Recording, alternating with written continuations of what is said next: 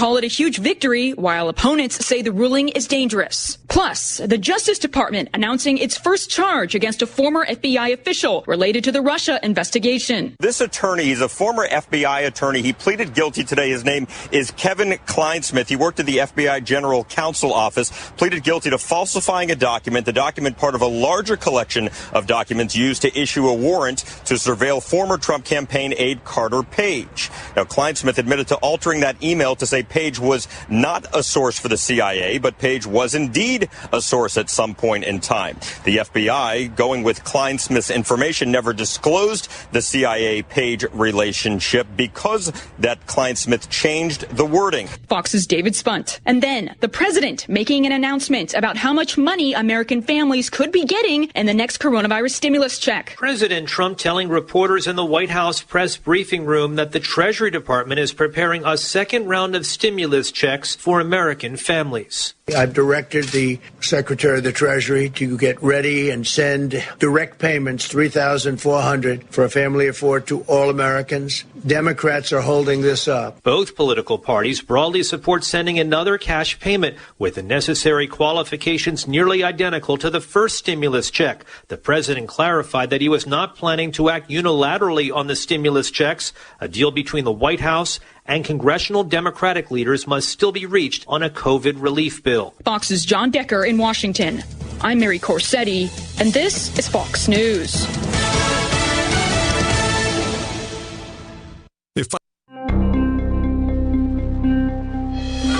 A man thanks God he's not sexually attracted to children, and Popeye's home is burglarized. Week in and week out, you come back like a housebroken Pomeranian, loyal to the bitter end. Good boy. This is the Onion Week in Review. Georgia's Cobb County Evangelical Hospital held its 5th annual Walk to Cure Gayness today, reportedly drawing thousands of participants to raise funds that would cure sufferers of their homosexuality and make gayness a thing of the past. Hospital administrators told reporters that funding from the walk would go into providing new state-of-the-art gayness treatment equipment, along with remodeling the hospital's physical therapy center, which has spent nearly 14 years reteaching gay men how to walk properly. Oh God, I was a goner. But as you can see, I'm now happily married to a woman, and as of next month, I will have been in full remission for 2 whole years. I'm just so very, very happy. Everything's really good in my life. This is the Onion News Network.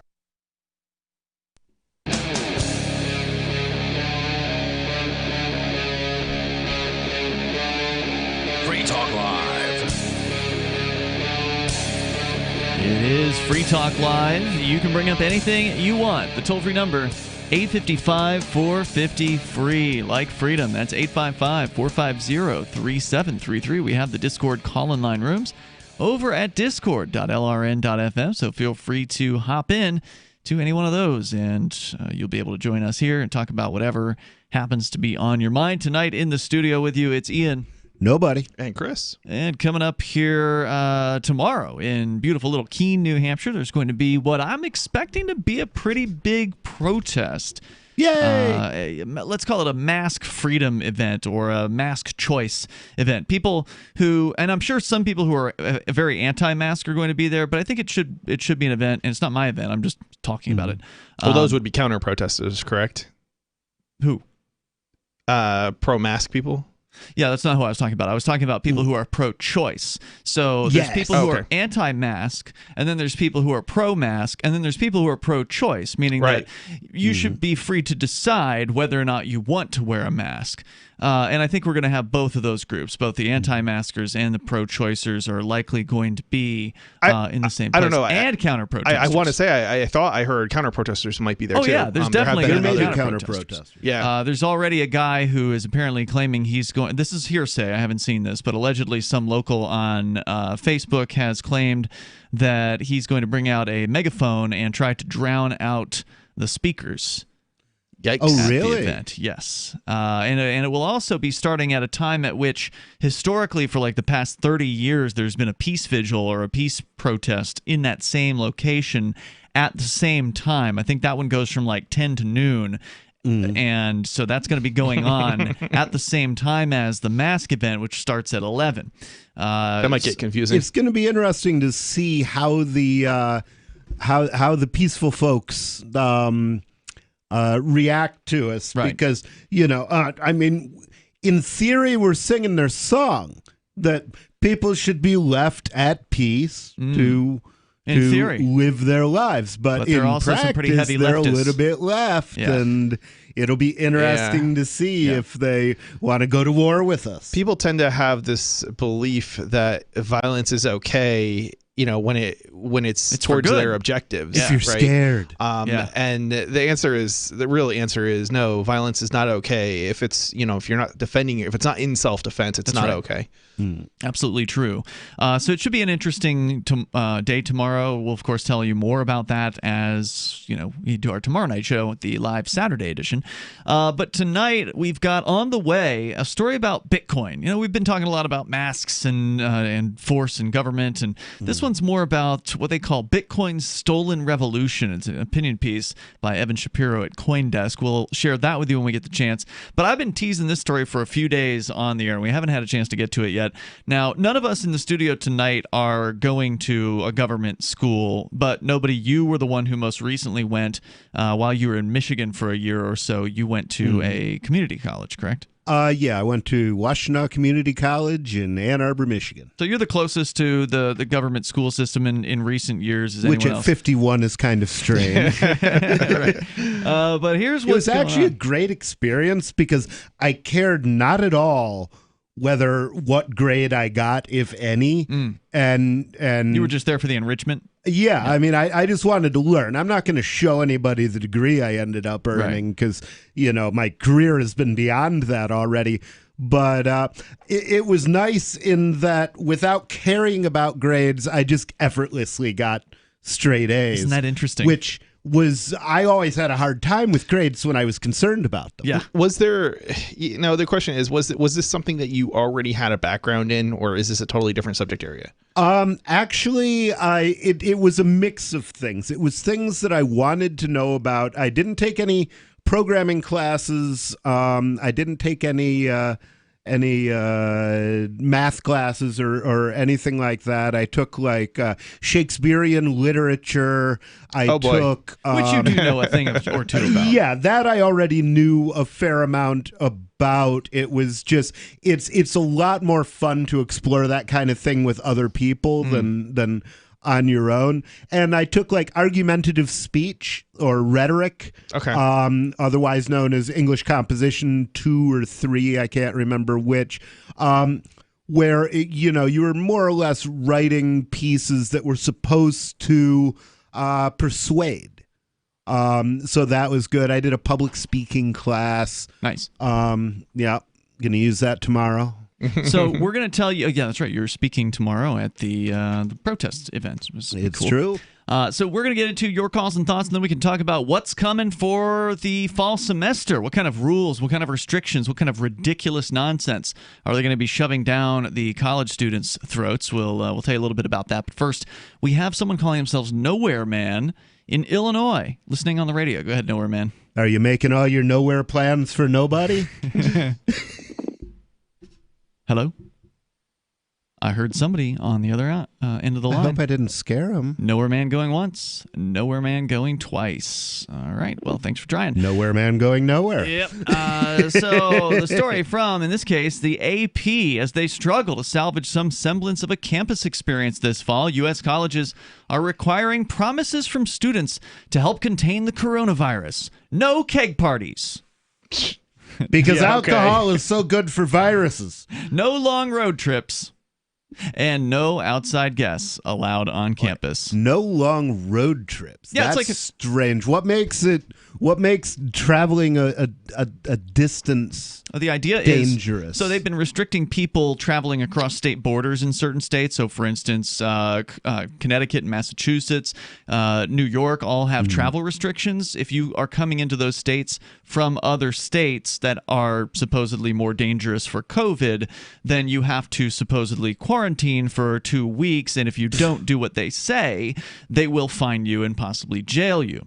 So they're demanding. Good luck with that. Well, if you fly into New York, get ready because they're going to give you a piece of paperwork, and you will have to fill out, much like when you go to visit an international nation, you have to fill out where you're going to be staying. And, of course, you have to give a phone number to them. And if they text you, you better be where you say you are, or else they're going to come get you. Wow. I don't even remember doing that.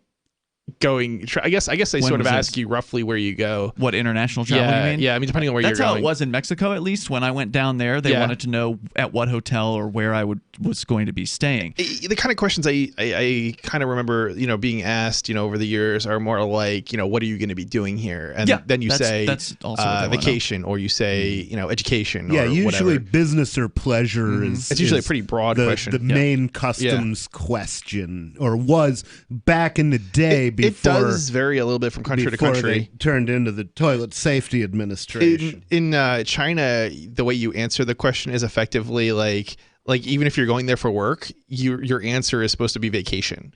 It's really weird. It's like if you're going. So you've been to China?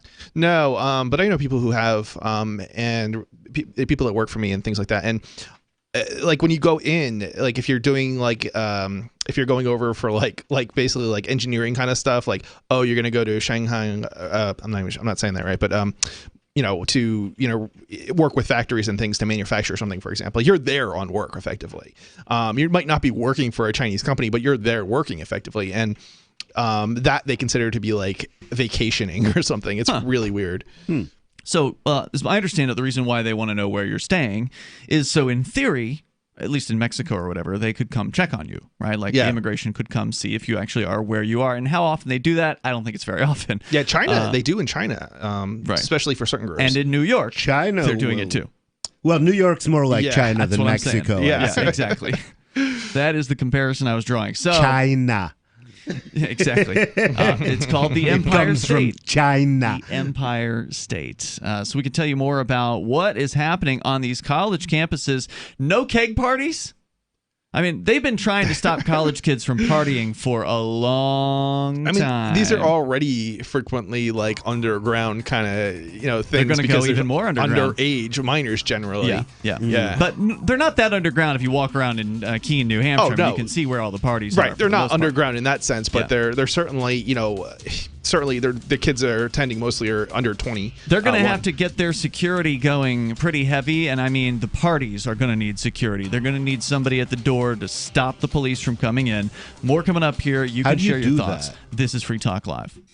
News from news.bitcoin.com. Goldman Sachs warns that the U.S. dollar is on the path to lose world reserve currency status. Experts say that Bitcoin will continue to rise to as much as $20,000 this year. Coinbase reports more institutional investors are buying cryptocurrency. Cashgames.bitcoin.com announces a $3,000 leaderboard tournament. Bitcoin.com is your source for getting started with cryptocurrencies, getting a wallet, buying Bitcoin Cash, mining, and all the latest cryptocurrency news at news.bitcoin.com. Did you know you can support freedom of speech just by visiting shop.freetalklive.com? You'll see links to Walmart, Love Java, Newegg, and more. Every day, Free Talk Live is at the forefront of the liberty movement as the biggest liberty-oriented talk show in the world, giving you a platform to be heard on any topic. Get listener-only specials without doing anything other than an extra click. Visit shop.freetalklive.com. Use the links and buy what you'd be buying anyway. Take action now. Save and support freedom. Visit shop.freetalklive.com. It's shop.freetalklive.com. Got shaving irritation? Shave Secret shaving oil can help stop it. Shave Secret doesn't cost much and is an all-American product. My name is Chuck Howard, and I developed Shave Secret and pioneered its use starting back in 1991. Ingrown hairs drove me nuts for years. Shaving oil changed all that. Why put up with ingrown hair, bumps, red rash, nicks, and cuts? Shave Secret provides men and women with what we believe is the best shave ever. Our proprietary blend of 100% natural base and essential oils, plus a hint of menthol, was designed to help eliminate shaving irritations like ingrown hairs, bumps, red rash, nicks, and cuts. We'll lose those shaving irritations. Available at Super Walmart, H-E-B, Wegmans, Giant Eagle, Discount Drug, Navy and Marine Exchanges, Amazon, and ShaveSecret.com. Use the code FTL for Free Talk Live and get a discount. Shave Secret, the best shave ever. Is spreading the message of liberty, cryptocurrency, and peace around the globe worth $2 per month to you? As you may already know, in addition to our internet feed, LRN.FM broadcasts on free-to-air satellite across North and Central America. as well as sub-Saharan Africa. And we've been available on satellite for free 24/7 since 2010. The LRN.FM free-to-air satellite signal is reaching some of the most oppressive regimes in the world, and there's no doubt our ideas are making an impact. You can learn more about the channel's impact by watching the 3-minute video at fund.lrn.fm. If you'd like to help free minds globally with our ideas of liberty, cryptocurrency, and peace, you can donate as little as $2 per month via fund.lrn.fm. You can help us continue and expand our satellite broadcast to multiple continents. Visit fund.lrn.fm today, and thank you for your help. Don't forget to share the link on social media. That's fund.lrn.fm. So you've heard all 3 hours of the latest episode of Free Talk Live, and you're still hungry for liberty-oriented audio content? Did you know that we have another 24/7 audio stream at LRN.FM? The Liberty Radio Network airs the latest episodes of some of the best liberty-oriented podcasts on the internet around the clock. In addition to recorded content, you'll also hear live shows like Free Talk Live, originating from our Keene, New Hampshire studio. So listen anytime at LRN.FM. That's LRN.FM. I'm a little obsessed with My Magic Mud. Several years ago, I met Jessica Armand, the founder and CEO of My Magic Mud, and I didn't even know my teeth were coffee stained. A week's worth of use convinced me, and now I use it every 3 or 4 days. It's clinically proven to whiten teeth, and I think it cleans better, too. My Magic Mud's available at most local health food stores, Sprouts, Natural Grocers, CVS, Walmart's Natural Beauty Aisle, but I can get it for you for 20% off with coupon code FTL20 at mymagicmud.com. FTL20 mymagicmud.com. Do you love Twitter? Make sure you favorite the LRN.FM Twitter account so you can receive our tweets at twitter.lrn.fm. That's twitter.lrn.fm.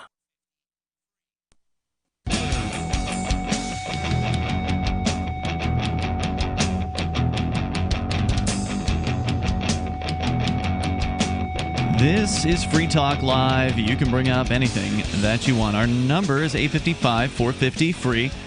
Our college is going to successfully be able to stop their students from hosting keg parties, or presumably any kind of party. Good luck. For that matter. With you in the For studio. the first time in history. Yeah, right? Yeah. With you in the studio, it's Ian. Nobody. And Chris. And also Intercoin's team spent the last decade helping communities release apps to unite their members and coordinate social activity. Now communities can release currencies to coordinate their economic activity. They represent a soft but voluntary power, encouraging people to spend the currency on local goods and services that accept it, or to support the community with small fees when cashing out unused coins. Towns already do this to battle globalism, and festivals can create an extended online community that transacts on their own year-round.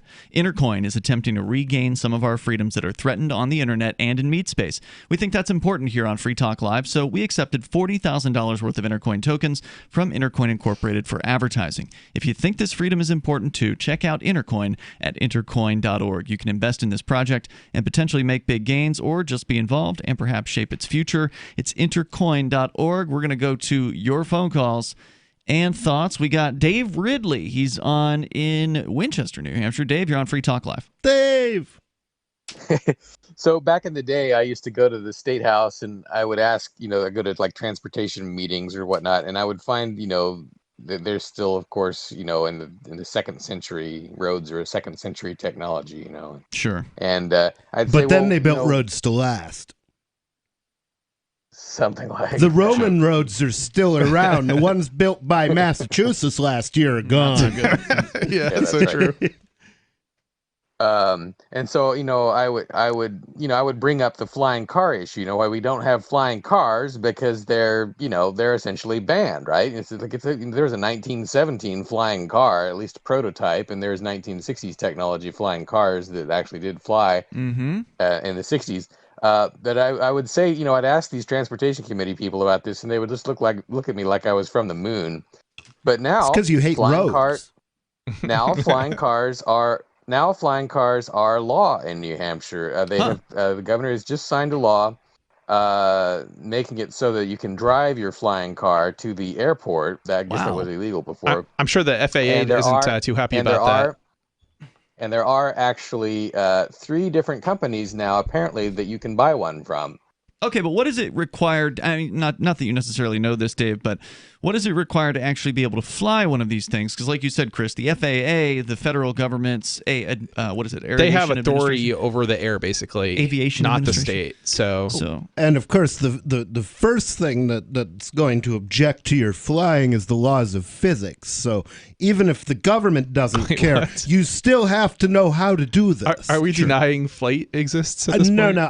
I'm saying that the laws of physics make flying an unstable thing to do. If you don't do it right, you will fall out of the sky. Right. Okay. So there is a natural incentive to learn how to fly as far as this goes. But certainly the federal government gang is still out there, and they are likely still going to be threatening people over this. Dave, are you at all familiar with what it takes to fly one of these things? You still have to have a pilot's license, but and the other thing isn't is, that like 10,000 hours of training, or 1,000 hours or something? The other thing is that New Hampshire is the first state in the union to do it. That's interesting. So what New Hampshire's legalized is the driving of the flying car to the airport. Correct. Okay. Do you have to be going to the airport to drive this thing, or can you just buzz it around? I imagine you could go to a private airport, like a private landing strip or something like that. Some of these flying cars can take off vertically, so they don't actually need to go to the airport, from what I understand. Oh, I'd love to have a VTOL, because then you don't need an airport. Which is awesome. I mean, then you can go anywhere you want to go. Hey, thank you, Dave, for bringing that up. Is there anything else you want to share? That is all. Thank you to Dave Ridley there from RidleyReport.com on our Discord server. Sounding great. You can join in over there as well if you want over at discord.lrn.fm. That's discord.lrn.fm. We go to Bobby in Lakeland. Bobby, you're on Free Talk Live watching us on Twitch over at twitch.lrn.fm. Yeah, I wanted to, I read the column on Jazzy, and the Jazzy Cam, I always loved it. And You're referring to the article that I posted today at freekeen.com, that one, the memorial piece? Okay. Amazing. Thank you, I appreciate that. And why it resonated so much with me was my dog was 6.5, or was 6 months old in 2004. I got her when I was 16 in 2004, and just reading the comments you wrote about your dog and how much it affected people's lives, and I always love seeing the Jazzy Cam every night, and I know just got me thinking about my dog too, and I'm glad your dog got to go in peace. In 2014 when my dog, I was at work, and my parents decided that they didn't want the dog around anymore. And what? To really get laid to rest. Oh my God! While you were at work, chamber. So you didn't even know? To work, didn't even know it, and I came home, and I had such a good catch. Good catch. I think they dumped you anyway. They dumped you anyway, but you did catch it. Sorry. Go ahead. You didn't. But anyway, I won't drop your call. You're good. Go ahead. I had such a breakdown. I was hospitalized and Baker acted. Oh my God! And for listeners that don't know, the Baker Act is the Florida involuntary institutionalization. That's the name of the law in Florida. Everyone in Florida always refers to it as a verb. It's like, I got Baker acted. I feel like I've heard that before outside of Florida. I was so scared of that after my wife died that I was feeling suicidal, but I would have cut my toes off before I told my shrink that, because I was scared to death they were going to lock me up. Bobby, that's a horrible story, man. I'm so sorry that that happened to you. Sure, and the thing with me, it wasn't, I wasn't suicidal at that point. I was homicidal. Oh. And so, I wasn't wanting to hurt myself. I was wanting to, anyways, it just, really well, I'm love glad that you didn't, and I'm glad that you enjoy Jazzy on our Jazzy Cam, and I thank you for the kind words, Bobby, tonight. Thanks for sharing them. I know that wasn't easy to do that, so thank you. The toll-free number here tonight is 855-450-FREE, like freedom. That's 855-450-3733. Yeah, I did post a fairly lengthy memorial piece about Jazzy on freekeen.com, so if you do care to read that, you're welcome to. So, nobody, you'd asked an important question in the previous segment. How do you do that, was your question. How do you keep the police out of a college party? Right? Don't open the door for them. That's it. That's basically the best answer. Now, I'm not an attorney, so this isn't legal advice, but that's my understanding of what the best possible procedure is. If the police are outside of your home, whether you're throwing a party, a college party, high school party, or whatever's going on, you're just cranking up the music too loud, while you're home alone, whatever. My understanding is you're not obligated to answer the door for them. If they're going to come in, they'll come in. Yep, look at that peephole. Don't you worry. 855-450-FREE, like freedom. That's 855-450-3733. More coming up, Free Talk Live. Do you want more businesses accepting Bitcoin Cash and Dash? Now with AnyPay, you earn passive income for every purchase at those businesses. Finally, a financial incentive to spread Bitcoin Cash and Dash. You made it happen, so you get the rewards. Download the AnyPay Cash Register app and add your cryptocurrency wallet addresses. Then install it at a real-life business and tell us what you did at anypayinc.com. anypayinc.com. Divvy's been a pretty good investment for Free Talk Live. Their ad campaign started in September 2019, and from mid-March to mid-July, the values soared by 10 times. It's not too late. Divvy's new wallet hasn't even released yet, and other things are happening that I can't even say on the radio. If you want to invest and potentially do well, go to divvyproject.org. I can tell you that FTL is deepening its partnership with the guys from divvyproject.org. Past performance is not an indication of future profit. divvyproject.org. DIVI project.org. Hi, I'm Derek J. To me, an activist's calling is to actively work to advance a cause. The cause for which I work is personal freedom. I believe my life is best when I engage in voluntary interactions and self-government. I reject the idea that anyone else has a higher claim to my life or my body than I do. I see people who call themselves the government as a threat to my personal freedom. I realize you may feel differently, but my relationship with the people who call themselves the government is completely involuntary. If Starbucks used some of its money to drop bombs, I wouldn't shop there. So why would I support the American empire? The empire does not require my consent. Derek J's Victimless Crime Spree. Watch it for free and order the Director's Cut DVD at victimlesscrimespree.com. That's victimlesscrimespree.com. There are basically two types of advertising, direct response and branding. Radio's great for direct response with its low cost to listener ratio, but audio can't be beat for branding, which is a longer-term endeavor. You want to be the first thing that someone thinks of when they think about your product or service. If you have a local business that you want kept top of mind in your community, call the station. If you need national reach, Free Talk Live's got around 200 radio stations, millions of monthly listening sessions, can suit all budgets, and if we don't think we're right for you, we'll tell you. Email me, mark@freetalklive.com. If you want to know the latest about Free Talk Live before we go on the air, all you need to decide is how you want it delivered. It's your choice. Visit news.freetalklive.com to receive our usually weekly news updates by email. Plus, we have a Twitter account at twitter.freetalklive.com, and you can follow us on the decentralized Mastodon platform at toot.freetalklive.com. So please follow us at toot.freetalklive.com and sign up for our emails at news.freetalklive.com. On Free Talk Live, we're bringing people to the ideas of liberty every day.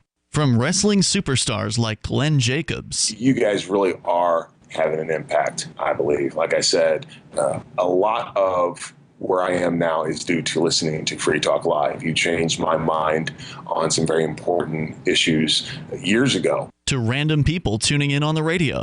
I was kind of stuck in the left-right paradigm. I heard your show by chance on a Saturday night. From there, I went on, joined the Free State Project, and become an amplifier. So, I mean, that's really the reason why I amp is because I know that if it wasn't for you guys being on as many stations as you are, I never would have found the ideas of liberty. Your AMP will directly change more lives by getting Free Talk Live in front of people looking for talk radio online and on the air. When you AMP Free Talk Live, you get perks like access to the AMP-only Facebook group and AMP podcast. Visit amp.freetalklive.com. You can put the Liberty Radio Network on the air in your area. Visit broadcast.lrn.fm to learn how. Broadcast.lrn.fm.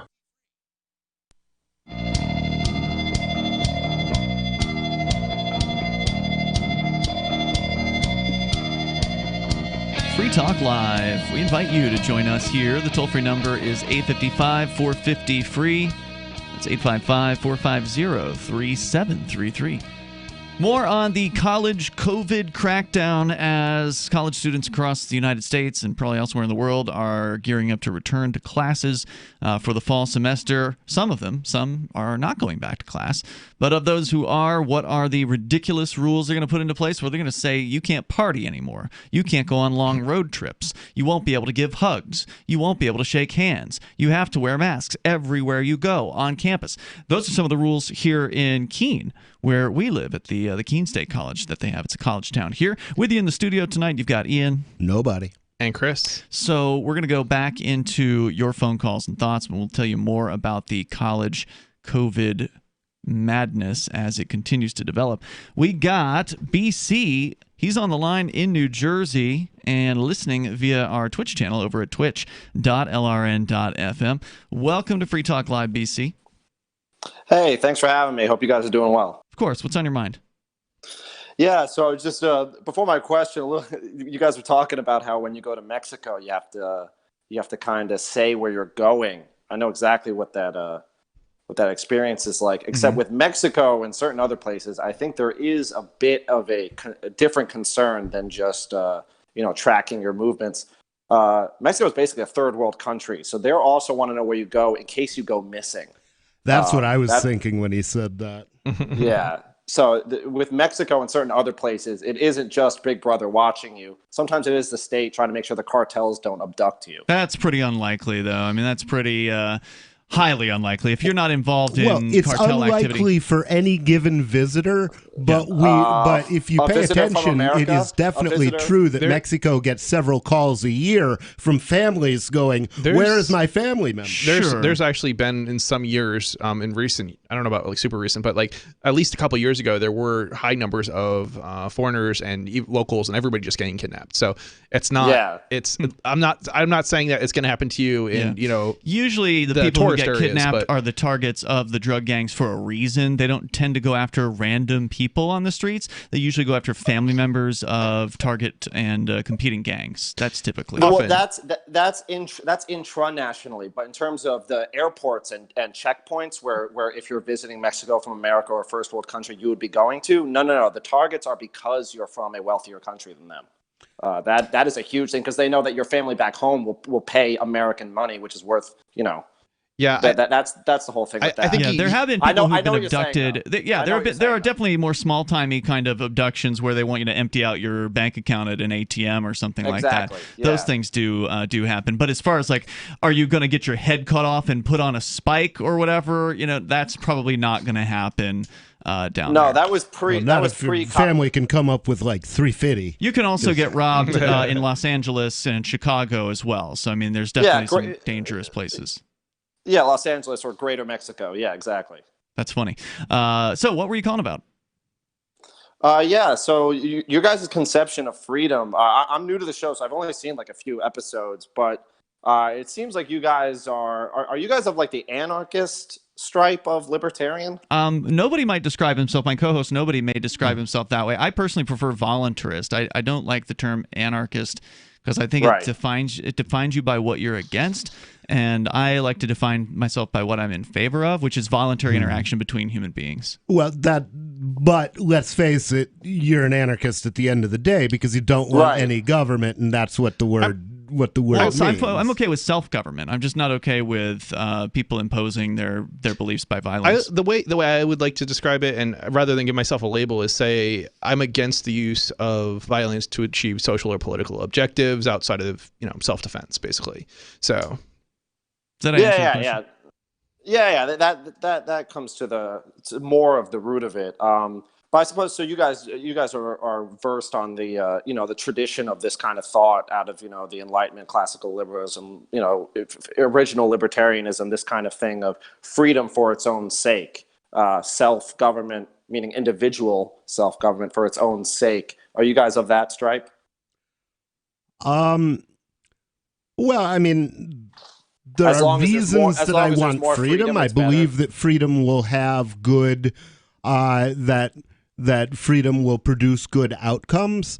But yeah, I mean, it becomes a principle in and of itself that that freedom is going to be better than the absence of freedom. Yeah, and I think we're seeing right now that principle being put on display by some of us who are opposing these mask mandates. For instance, Chris, true, big time. Chris, who's sitting across from me here, has worn a mask. That has been something I've seen you do on a few different occasions over the last several months. So, but you also are against the mandates. So you still stand on the side of freedom, even though you may choose that you want to put a mask on. Absolutely, 100%. Because at the end of the day, each individual has to make a decision. It's no different than driving or going out and driving your car somewhere. You are taking on a certain risk, and somebody else might hit you, but it's not. It's if you don't want to take on that risk, don't go outside, right? But the principle that's at hand here is the acceptance of risk as part of this sort of whole concept of what you're doing. You have to have risk. You have to have choice in order to have freedom. Whereas some people are willing to completely give all that away. They're willing to get rid of all their choices, allow some bureaucrat, some doctor, some politician to make all their choices for them, in the idea that they're going to be more safe. So they're trading away this sort of perception of safety, because it's not real safety, it's just a perception of it, and they're getting total control. And to those of us who really value freedom, we're saying, you know what, the risk is worth it, even if it's true that some more people die. Exactly. Yeah, it's this whole idea that you have the right to safety. You have the right to attempt to be safe, put on the mask, don't go outside. You have those rights, but you don't have the right to force those things on other people. No, yeah, and I totally understand. And with that conception of freedom, it's certainly, you're putting a great commercial on it. This is a great advertisement for what you guys are talking about. But I'm talking about in the real world. Do you universalize this in that you think everyone is the same and can handle this level of freedom, or do you recognize human biodiversity and that there are some places in the world that their IQs or average IQs are so low that they can't handle that? Hawaii or Florida? I mean like sub-Saharan Africa. Because I just saw a chart the other day that showed that New Hampshire actually and Massachusetts was #1 on the IQ chart, and the southern states and Hawaii specifically were the lowest of the IQs in the U.S. I'm assuming yes, and I wonder if that's correlated to the demographics of those states. I'm assuming you were trying to go in a racist direction here, but that's what he sounds like he's doing. Yeah, I have to say I would have replied. No. That's not what you're doing. Don't assume that. Well, what are you getting at? Do you deny that sub-Saharan Africa has a lower average IQ than the rest the thing of the is, world? I don't care. It doesn't matter. I don't know that IQ is a particularly useful measure. But liberty, the ability to handle this, and I'm with you that there are certain places. I don't think intelligence matters, bro. I don't think intelligence has anything to do with it. Certainly, there's going to be people who can't handle it, but it's not an intelligence thing. Look at Massachusetts. Here's the perfect example of what you're saying, Chris. Yeah. Massachusetts, one of the most repressive states when it comes to just generally everything. They're incredibly restrictive. They're not as bad as California, but or as New York, but they're one of the top, bottom 5. They're terrible.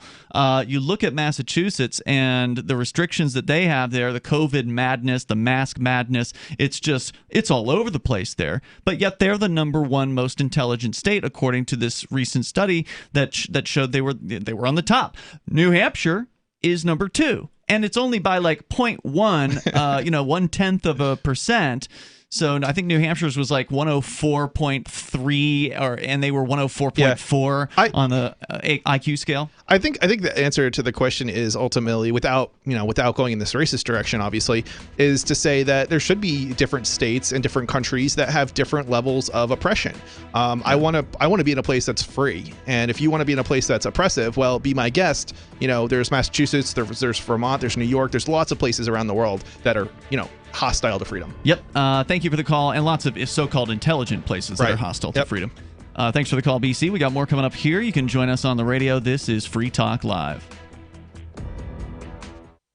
Do the letters IRS give you anxiety? I'm Dan Pilla. I've defended people from the IRS for more than 40 years. My book, How to Get Tax Amnesty, created the tax resolution industry and is responsible for helping hundreds of thousands of people. It can help you too. If you're a non-filer or facing IRS enforcement right now, your case is unique. You need real help, not cookie-cutter advice. My clients get my personal attention. Buy my book at danpilla.com and get a free consultation directly with me. That's danpilla.com. Let's start solving your tax problem right now. Are you ready for what's next? It's likely coming. More food shortages, power outages, grocery stores closed, social unrest. Ask yourself, do you have enough food and supplies on hand to last at least 30 days?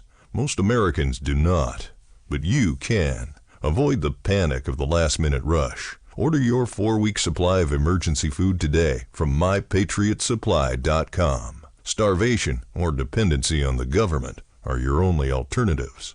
Avoid those and the pain of being unprepared. Go to mypatriotsupply.com right now.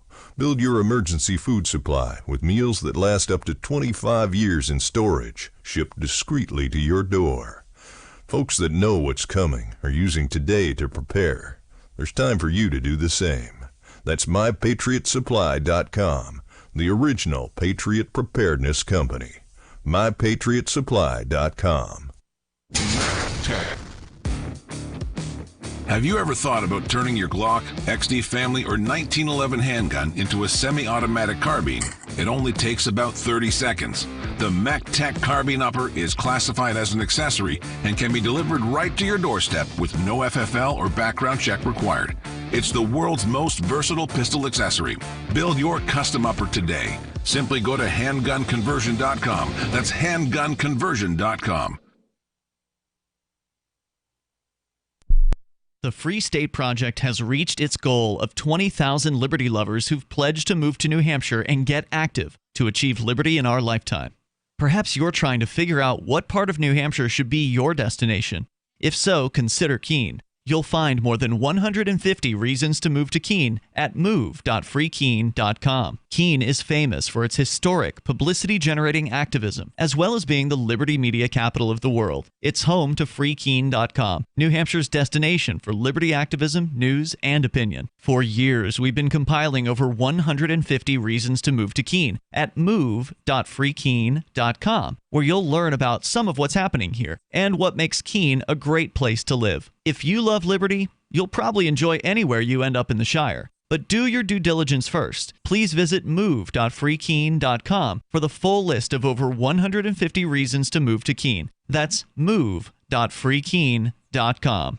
LRN.FM now has a Discord. Discord is a free text and voice chat platform, and we now have our own server with a bunch of channels at discord.lrn.fm. You can join other listeners as they chat about various things during our live shows, or anytime, day or night. Discord software is available cross-platform, so you can have it on whatever device you want and take your chats anywhere. Join our Discord at discord.lrn.fm. That's discord.lrn.fm. Looking for a great real estate investment? Consider New Hampshire, which is ground zero for the Liberty Movement. Your first call should be to Mark Worden from Porcupine Real Estate. He's more than just a real estate agent. He's your New Hampshire concierge. Where are the best places to live? Do you want farm, city, the burbs, or forest? Do you want a duplex or multifamily building so that renters pay your mortgage? There are homes in all price ranges in New Hampshire, and Mark can help with financing too. Invest in liberty and property. Mark Worden can help. PorcupineRealEstate.com. Help get LRN.FM into more ears. Visit promote.lrn.fm for a free bumper sticker, flyers, banners, graphics, and more. Promote.lrn.fm.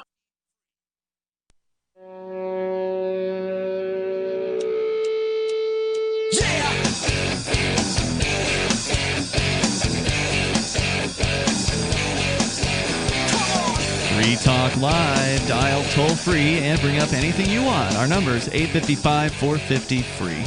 Like freedom, that's 855-450-3733. We have the Discord call-in line rooms over at discord.lrn.fm. With you in the studio tonight, you've got Ian. Nobody. And Chris. And I want to make sure you know about AnyPay. It is an amazing little system that our friends, Derek and Steven at AnyPay, came up with to allow you to accept cryptocurrency like Bitcoin Cash or Dash, Bitcoin SV, and a couple others at your local business.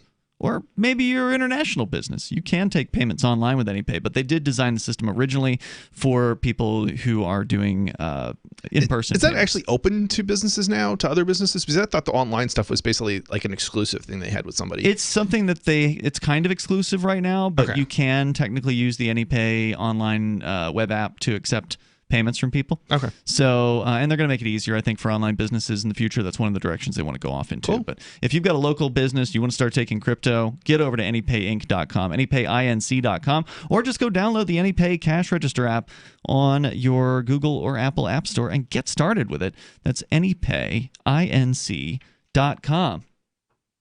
So the U.S. college campuses are saying they're going to put a stop to keg parties, road trips, and no outside guests will also be allowed on campus. So thought you were going to go and visit your friend on their college campus? Well, that's not allowed now, apparently. And the story here is from the AP, and they say, no kidding. Administrators warn that failure to wear masks, practice social distancing, and avoid mass gatherings could bring serious consequences, including being booted from school. Critics question whether it's realistic to demand that college students not act like typical college students. But the push illustrates the high stakes for universities planning to welcome at least some students back. Wide-scale COVID-19 testing, quarantines, and plexiglass barriers in classrooms won't work if too many students misbehave. They won't work if they don't either. Well, yeah, exactly. It's all for show. It is all for show. And, it's just so sad. I got an email from Vincent, the former co-host here on Free Talk Live. He just graduated from college earlier this year, but they haven't had the actual graduation ceremony yet. Oh, right. So the original plan was they were going to put it off till, I guess, like September. I thought it got moved online or something. It is now, but the original plan was it was going to be put off so they could have it after COVID was over, which of course it's not over or whatever. So 2 weeks to flatten the curve. Yeah. And now they're saying that no, even we just can't do it with all of our rules that we've put into place. We would be breaking our own rules if we had this thing. So yeah, it's going to be an online thing.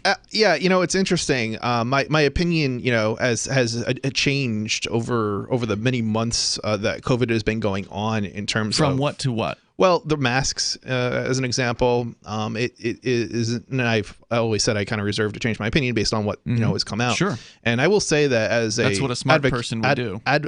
As a mask advocate to some degree, early on, it has become more apparent, especially with newer information that we've come out, that it probably isn't actually doing any good. So it's kind of funny to see them now cracking down on the mask thing. Well, it's certainly not funny to me. I find it to be a real slap in the face to the idea of freedom. I mean, it's clearly a violation of your body and your right to decide what to put on or take off of your body. I mean, it is a fundamental freedom to be able to choose those sorts of things. It's one of these things where I kind of have a hard time being too concerned about it, only because it's like there's so many other things that are so similar to it. Like, I gotta wear pants when I go outside. Sure, but you're not going to get as many people on board with that one, Chris. I mean, I know. As much as I may support you, I'm not like a anti or a. I'm not a. Are you a nudist? I'm not. But are you anti-pants? It's like, are you an anti-pantser? Our pants a conspiracy by the Rothschilds. I'm not anti-pants, and I'm not pro-pants. I am choice pro-pants, pro-pants accessories choices. Yeah, more along those lines.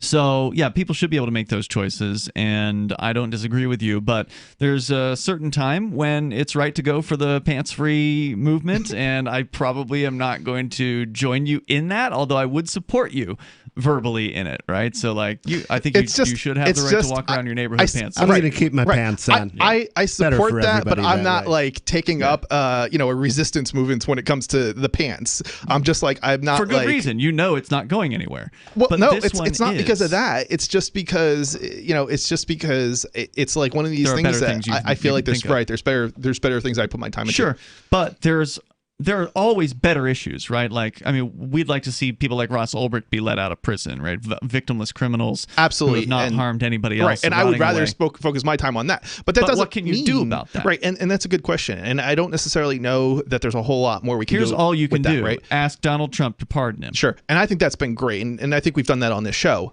Sure, and I've signed the petition. Right, and I'm not against people, leading a pro-choice movement for sure, as far as the masks are concerned. I'm just not like hugely on board. Like I'm thinking about going to the mask. Sure. There's a time tomorrow, for things that are more appropriate, right? So like we've exhausted everything we can do with Ross Ulbricht. As important as that is, there's not much else that you can do right now. If you haven't signed the pledge, but the whatever it is, the petition, you can go to freeross.org and you can do that, and that'll take you 2 minutes, and then that's done. You can share the video about his whole story. There's a really lengthy documentary piece, which is video, audio. There's a text version of it. Pick your favorite. Pick all three, share them in the places where you feel that's appropriate. You can write a letter to Donald Trump yourself if you want to. You could ask the other presidential candidates if they will pardon Ross, although we've already asked Jo Jorgensen. I think she said she would.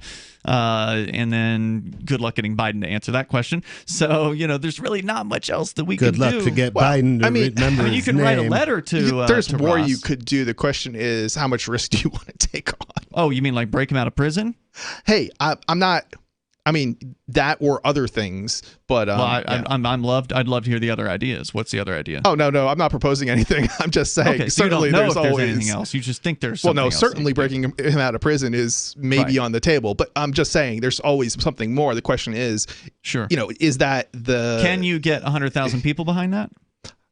If you can, that's probably got your best. But you can't. Right, and that's one of the problems. It's like can't. where is it going to go if you take further steps? And it may not be, You're going to get arrested. That's what's going to happen. Well, sure, probably. Yeah. Which the still question. get to see Ross, maybe.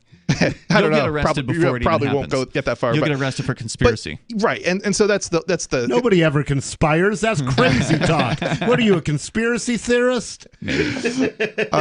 So my point here, Chris, I'm not trying to bring you on board with like this, whatever movement. I mean, you're going tomorrow anyway, so obviously you think it's worth your time. If I can get myself out of bed by 11, it's going till 4 p.m. So, is it? Oh, maybe I'll come. Maybe I'll show up a little later. There should be a lot of people there though in the morning. I think it should. That's when the most likely conflict is going to occur, in my opinion, because that's when it's being promoted. There's radio ads that are running promoting it. So there's a lot of effort. There's a lot of energy around this particular issue. Just like with Reopen, the whole Reopen movement, there was a lot of energy around that just a couple of months ago. Black Lives Matter, there's a lot of energy around that. So while these may not be the top of my list as far as issues I consider to be the most important, in the moment, they are pretty important because it's what people are talking about.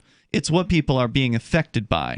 And there's a lot of people who had been going about their lives ignoring what politics was doing, because that's what most people do. They just want to go and live their lives.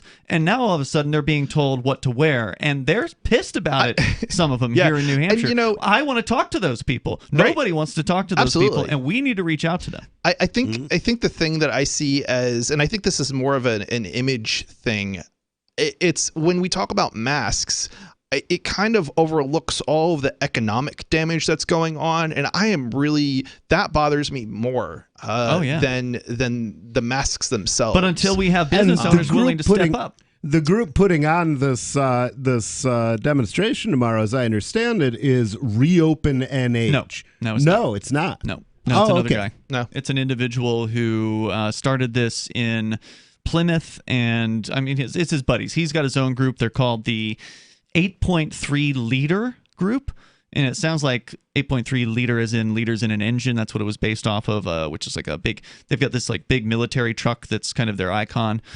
And anyway, so that's what he's into, and his guys are doing. Reopen NH has sort of glommed onto it in the same way that we have, so I would say Reopen NH is probably supportive of the events. They have been promoting them, But from what I understand, they did not organize it. Oh, okay. Yeah. But, you've got a certain time where something is happening to people. And this is happening to people. Yeah. And they are normally able to avoid the state. They're able to live their lives and feel relatively unmolested. Well, now they feel molested, and now's a perfect time for people who love freedom to reach out to those folks, especially tomorrow. I just wish we had more of them. In reality. I just wish we had more of them. I wish we had more businesses, too, that are willing to step up. And That's what I'm talking about. Yeah, right. Yeah. And that's, unfortunately, we're not there yet. But we may have a lawsuit coming soon next week. We'll tell you more about that coming up. Free Talk Live. Remember when you first heard about Bitcoin? How long did it take you to realize this little project would soon change the world? Do you kind of wish you had gotten involved sooner? Well, now is your chance to be a part of the next revolution in money. Intercoin is working to finally make crypto go mainstream. It's designed to be scalable enough to support everyday payments and even elections without the state. Bitcoin was originally supposed to be a peer-to-peer cash system, the way we would all pay one another without having to trust any third party. But instead, over time, it mostly became a store of value. That's because every 10 minutes, the Bitcoin network must put all transactions into a block, and that block can only hold so much. If crypto is to become mainstream, for people to use it for everyday payments, we need a new architecture, one that is as secure as Bitcoin while being far more scalable. Check out intercoin.org to find out more and maybe pick up some of those coins for yourself.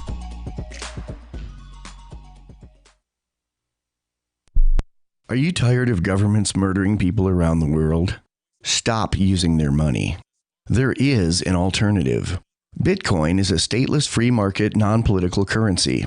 Bitcoin cannot be inflated or controlled by any government. By using their money, you are helping the state. Stop doing it. You have an incredible alternative available now. Learn it, use it, spread it. Get started with Bitcoin at bitcoin.com. That's bitcoin.com. The LRN.FM social media channels have been revamped. We've eliminated Facebook and focused on other platforms like Twitter and Mastodon, the decentralized alternative to Twitter. On our accounts, you'll find posts from multiple LRN.FM show hosts together in one place. Follow us on Twitter at twitter.lrn.fm, or better yet, move to the decentralized Mastodon social media platform at toot.lrn.fm, toot.lrn.fm. I think you'll like it. You're listening to the live edition of Free Talk Live. Hour number 2 is next after the news here on the Liberty Radio Network at LRN.FM. A decision has been made. Fox News, I'm Mary Corsetti. Secretary of State Mike Pompeo says the U.S. Security Council has rejected a reasonable resolution to extend the arms embargo on Iran. It makes no sense to permit the world's largest state sponsor of terrorism to purchase and sell weapon systems. Pompeo says today's rejection has paved the way for the world's leading state sponsor of terrorism to buy and sell conventional weapons without specific UN restrictions in place for the first time in over a decade. Meanwhile, the fight continues against the coronavirus. Mayo Clinic researchers are reporting a strong hint that blood plasma from COVID-19 survivors helps other patients recover. But it's not proof, and some experts worry they'll never get a clear answer. The new report tracked what happened to 35,000 people given the plasma in hospitals around the country, and there were fewer deaths among those treated early after diagnosis and among those given large amounts of virus-fighting antibodies. But other researchers say that can't prove if plasma or other care the patients received is what really made the difference. This as talks remain stalled over the next COVID relief bill. President Trump said in a series of tweets that he's willing to send more money to state and local governments, but says the Democrats are holding up negotiations. This whole notion of not funding state and local governments is crazy talk. And I would wish that they would get serious about what the real issues are. South Carolina Democratic Congressman James Clyburn on Your World with Neil Cavuto. Plus, former Hillary Clinton running mate Tim Kaine tells Fox's Bill Hemmer reports one of the reasons Clinton lost in 2016 was because of misogyny against her. The worst thing about the campaign was seeing just the misogyny and double standard applied to the first woman nominee. And I see some of that now starting up with Kamala Harris, too, with the president raising a question about whether she's a U.S. citizen because her parents were immigrants. America is listening to Fox News.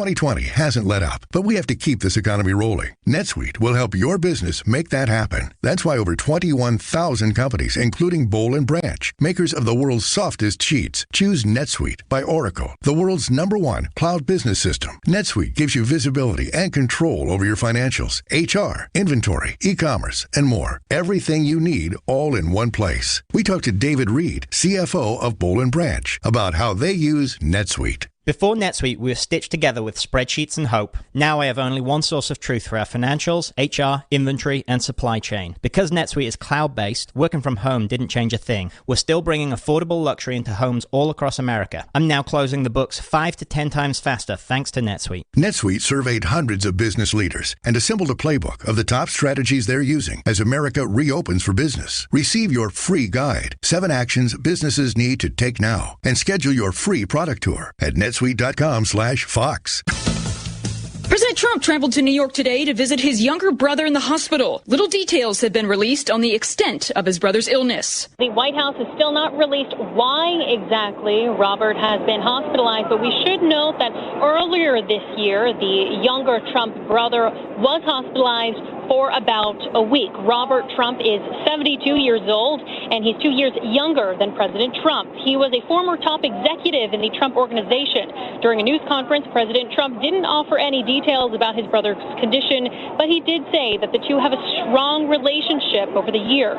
Robert Trump married his longtime partner in March, and 2 months ago, he filed a temporary restraining order to try to block a tell-all book by his niece, Mary. The state Supreme Court judge rejected that request. Fox's Alex Hogan. And this as the debate rages over the use of mail-in voting for the November election. The United States Postal Service now weighing in with an alert to voters. The Postal Service, according to the Washington Post, sent out a warning letter to 46 states saying all of the mail-in ballots for November's election may not make it in time to get counted. So Democrats are asking for $25 billion, including $3.5 billion for mail-in votes for the Postal Service to get it back up to speed. The president has resisted that idea. Fox's John Roberts. And at the same time, the National Association of Letter Carriers, which represents 300,000 current and retired workers, has endorsed Democrat Joe Biden. The union saying President Trump's long-standing hostility to the mail delivering agency has heightened during the pandemic. Plus, major stock indexes on Wall Street ended Friday more or less where they started after a day of drifting between small gains and losses. The S&P 500 was virtually unchanged after dipping less than 1 point, while the Dow edged just 0.1% higher. I'm Mary Corsetti, and this is Fox News.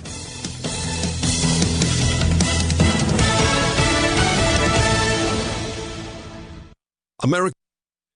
In a dramatic scene last night, a coalition of the nation's damaged women staged a drunken, tear-soaked march on the Capitol just after 2 a.m. Jane Carmichael has more.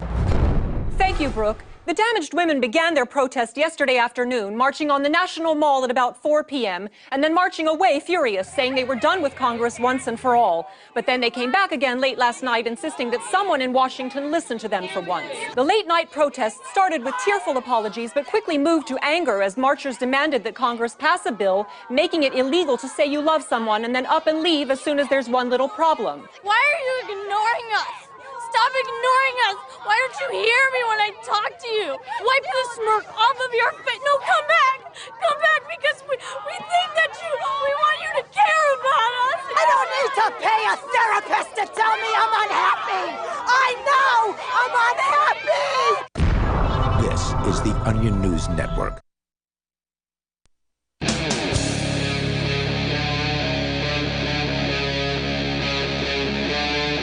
Free Talk Live. Hey, it's Free Talk Live. We're kicking off the second hour of this episode where you can dial in toll-free, take control of the airwaves, bring up whatever you want. Our number is 855-450-FREE like freedom. That's 855-450-3733. With you in the studio, it's Ian. Nobody. And Chris. And we've been talking about what it's going to look like on college campuses this fall with ridiculous restrictions being put into place, including no keg parties, no long road trips, no outside guests on campuses, mandated masks all around the campus, social distancing mandates, avoiding mass gatherings. And they're saying if you don't do these things or you violate their rules, you may be booted from the school. Tulane University senior Sanjali Del Silva says, quote, I think the majority of students are going to be really respectful and wear their masks, social distance, keep gatherings small. But I fear there will be a distinct group of students that will decide not to do that, and it'll be a big bummer. Unquote. Quick, somebody panic. Tulane students have already received a stark warning from the school in New Orleans, an early pandemic hotspot. After a summer weekend of large gatherings, the dean of students wrote to her students, stressing the key point in bold capital letters. Here's what it said. Remember, all caps means they're yelling.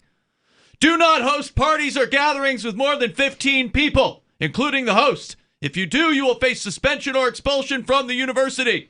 She wrote, signing off with, do you really want to be the reason that Tulane and New Orleans have to shut down again?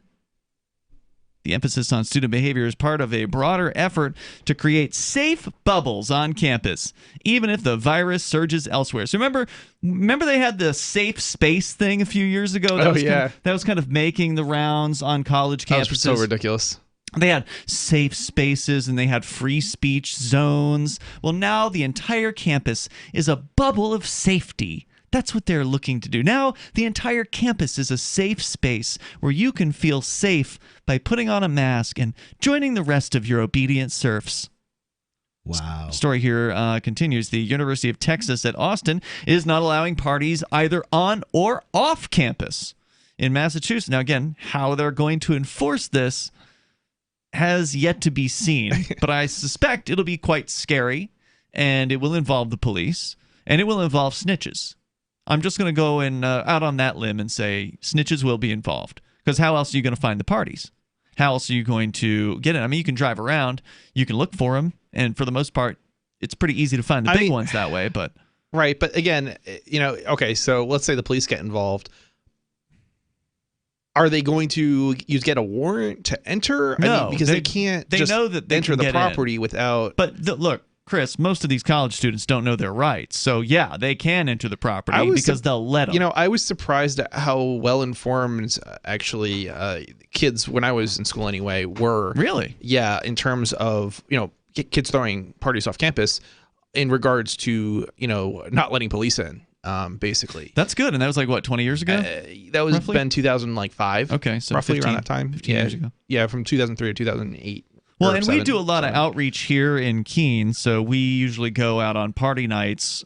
You've joined me on a number of these occasions to do college outreach and hand out Know Your Rights information to college students in this area. And I would say every year we hit hundreds and hundreds, if not several hundred, of a lot of incoming students, for instance. I think what it comes down to is... But they still have to use the knowledge. Yeah, and I think what it comes down to is it's not necessarily that every young person knows what their rights are so much as that they knew at least that the police needed a warrant to enter, and so that's why kids weren't running away. Like, because if you ever watch these movies, these kids like run from the parties. The party movies, that wasn't happening good. where I went to school, and the reason was because the kids knew that they couldn't enter without a warrant, and therefore the best thing to do if the police came around is not leave the party. Exactly. Right? Not make a run for it. Right. That's what because that's when that's how they catch you is when they you want run. to chase right. you. They want to tackle you. Right. Exactly. Like and so the kids at least knew that much. Now, whether or not they knew what to do on the street if they were drunk and a cop stopped them, probably not. But the emphasis on student behavior is, again, to create safe bubbles on campus. The University of Texas is also prohibiting colleges parties. The Massachusetts Amherst College, which is just down the road from us here in Keene in New Hampshire, is prohibiting students from traveling off campus. So you are on lockdown while in school.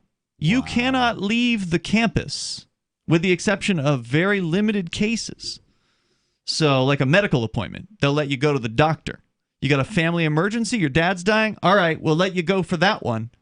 But otherwise, you are going to stay on campus, and you won't leave if you want to continue. I just have this picture of, like, people leading kids from like the dorm rooms to campus like classes and things like have that. Like an escort to make sure they don't escape? Like you would like maybe armed guard, like a kids camp or whatever. You know, it's like you lead the kids or from one building to another, or a prison, or I could just imagine. Maybe they should shackle them. You know, like when you're when you're appearing at court. Remember, nobody long back in the day when was it you that was shackled and you said whenever what was it you sang? If you're happy and you know it, shake your chains. Yeah, the judge said.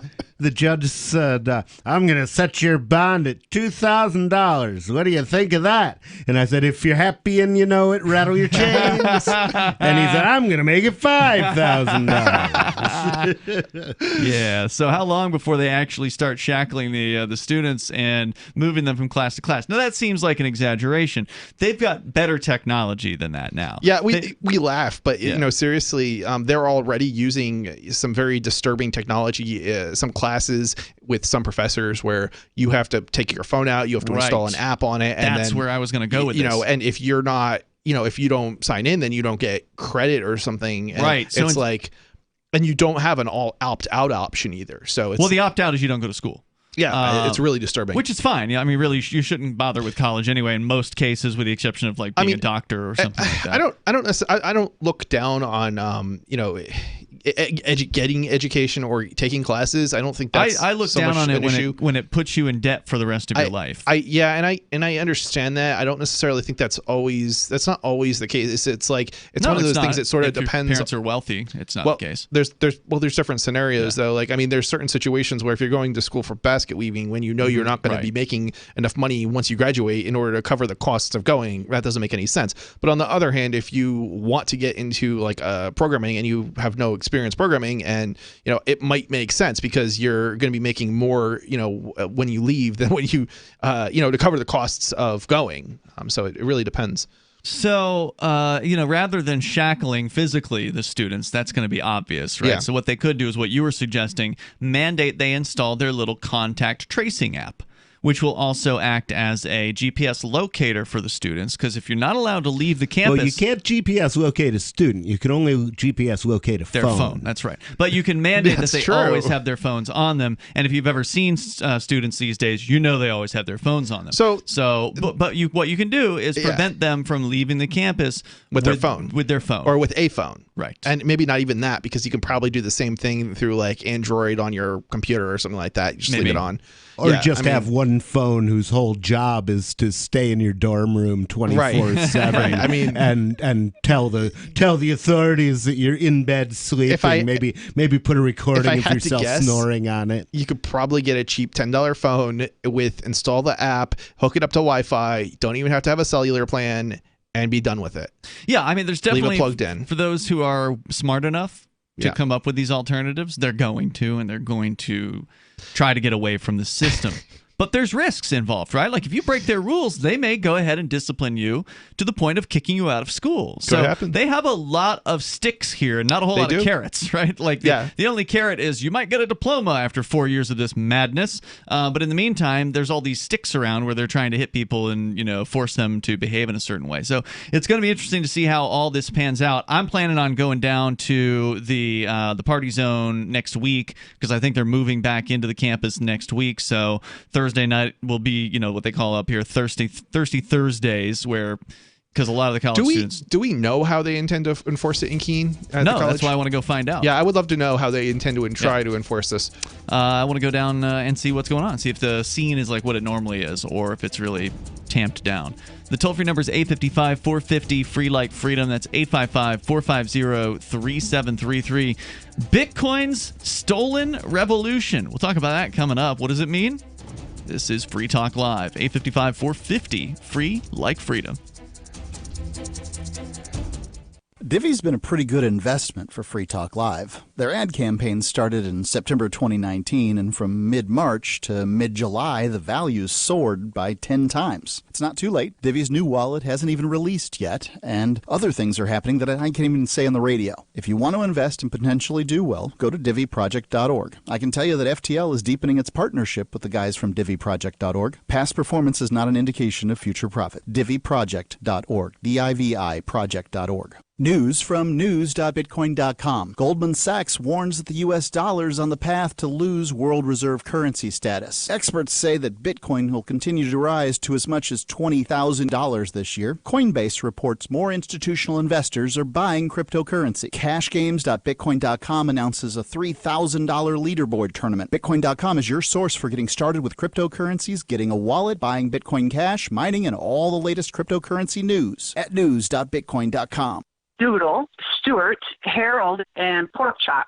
Pork Chop, his beautiful blonde coat is very thick. He's an Akita, German Shepherd, Lab, Husky mix. They did a DNA test on the 4 rescues. The first year is just a complete retraining. Lots of love, discipline, and daily upkeep. I'm a registered nurse and a personal trainer. If I eat healthy, then my dog should eat healthy. DINOVITE.com. They need the vitamins and minerals that Dynovite provides. Dynovite is nutrition. Harold, the Border Collie Pit Mix, has the most beautiful jet black coat. Stuart, my rat terrier, has fur now where he never had it before. Doodle, he's a poodle cocker spaniel. His energy is tremendous. The Dynovite will make your dog happy, vivacious, jump up and down, wag their tails. It will make you smile. You won't believe how happy your dog will be. I get my Dynovite at DINOVITE.com. This is Michael Dean from the Freedom Fiends. I've run websites since 1996 and have used over a dozen web hosts in that time. AgristHosting.com is the only one that hasn't broken my heart. Agrist Hosting's uptime and service is stellar, and their DDoS mitigation is the best I've seen. That's important because if you tell the truth in this world, you'll ruffle feathers. And some people will try dirty tricks to silence your voice. No matter what the haters hit us with, Agrist Hosting keeps our websites online. If you have a mission-critical commercial presence or a world-changing activism site, you cannot tolerate any skullduggery. So go with agristhosting.com. Have a WordPress or blog site, but you're not satisfied with performance or uptime? Or just want raw hosting? Want to pay with Bitcoin? Agrist Hosting specializes in high-performance hosting with personalized service. Go to agristhosting.com and click on the button that says Get Hosted. That's agristhosting.com. There are lots of ways to listen to Free Talk Live. Our podcast has been around since podcasts began, and now the FTL feed is loaded with content besides our full show archives. Did you know that we make it easy for you to customize your podcast subscriptions? We have different feeds, one that includes only our full shows, one with just the Daily Digest, and our main feed that includes everything. You decide what you listen to. It's quick and easy to customize your feeds at feeds.freetalklive.com. That's feeds.freetalklive.com.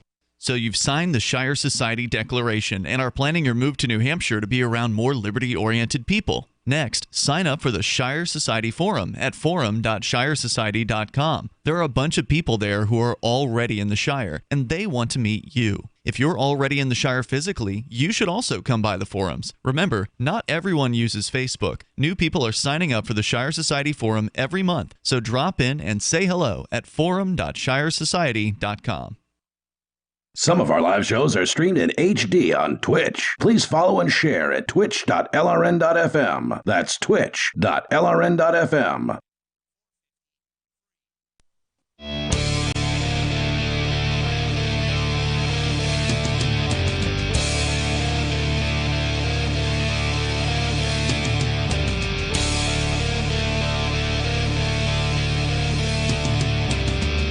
This is Free Talk Live. You can bring up what you want. Our toll-free number is 855-450, free like freedom. That's 855-450-3733. We have the Discord call-in line rooms at discord.lrn.fm. Also, don't forget you can join us online at freetalklive.com. We have lots of features there on the site, so please enjoy those on us. Again, that's freetalklive.com. Free Talk Live brought to you by our amplifiers, one of whom is Alistair. He is a gold amplifier, which means that Alistair is contributing $10 a month to the AMP program. He's helping us get Free Talk Live on more radio stations around the United States. We've got about 195 right now. We can have 100 or 200 more probably if you want to get behind the show like Alistair did. Just go to amp.freetalklive.com. You get some cool perks, some bennies from joining up with that program, and we certainly appreciate it. It's amp.freetalklive.com. It's Ian, Nobody, and Chris in the studio tonight. We'll talk about Bitcoin's stolen revolution. On the way here, I think we pretty much finished and covered far enough, at least as far as this college crackdown is concerned. It's talking about they're going to be pretty harsh, and so we'll find out here within a matter of weeks how true that is. If we see massive amounts of students being threatened and kicked out, brought up on charges, that kind of thing. So I am also curious, like, how are they deciding who's allowed to come back? Because they're supposed to cut their numbers in half, right? What, the number of people at the college? Yeah. Wasn't that the idea? They're going to cut it in half and then... That wouldn't surprise me. I think they're trying to, at least I know here in Keene, they're offering the students, you can either come on campus and follow all these rules, or you can not ever come on campus and do a home learning program. Interesting. So I bet you it's just going to cut itself in half naturally, given the opportunity. You know what I mean? I mean, were kids not able to do this before COVID? No. Maybe some classes. I remember when I was in college, you could take an at-home version of certain classes, but not a lot. I thought there was a lot more of the online stuff happening these days. Like now there is. Days, prior to COVID. Yeah, I don't know. That's a good question. I don't hear about it, but I don't know a whole lot of people in college, so I couldn't tell you. Yeah, me either. Let's go to Charlie. He's in Chattanooga, Tennessee, listening to WGOW on FM. Go ahead, Charlie.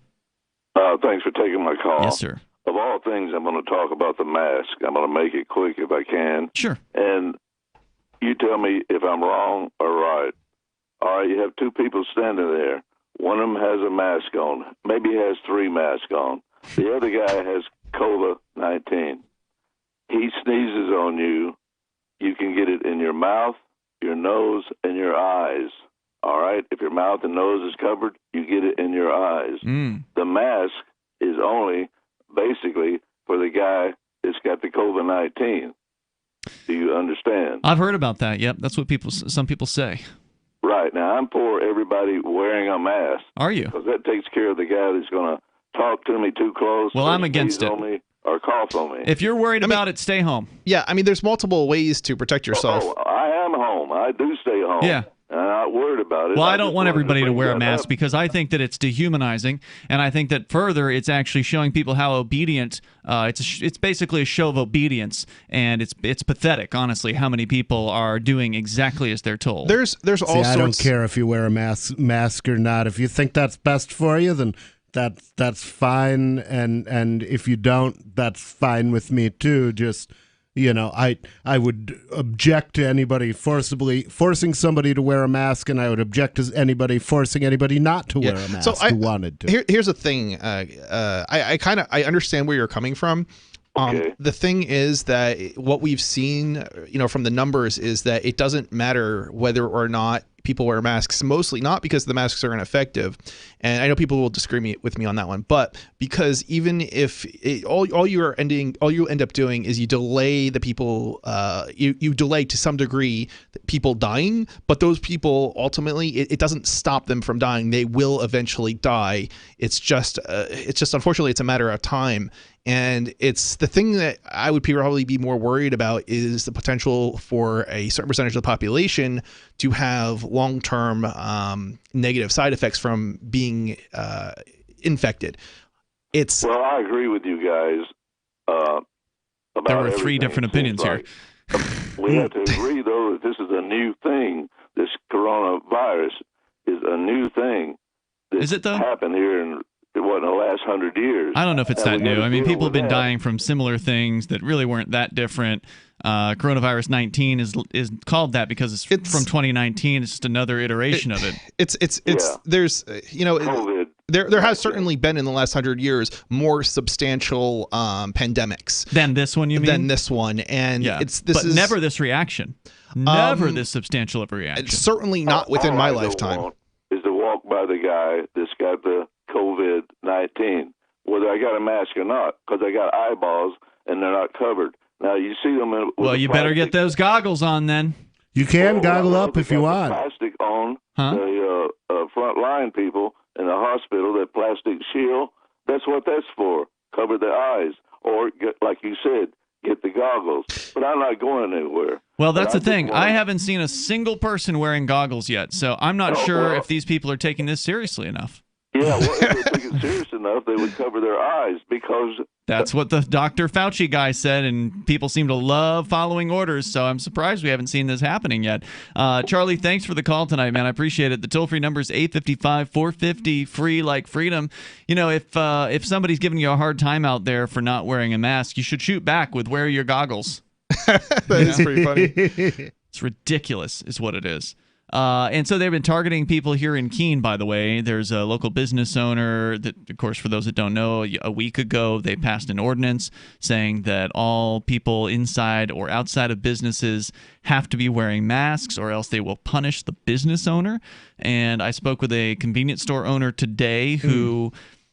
understandably does not want to tell his employees that they have to become unpaid enforcers of the Keene's ordinance. He was like, he points to the girl behind the counter and he says, how am I supposed to tell her to tell some 300-pound guy when he walks in the door that he's got to put a mask on?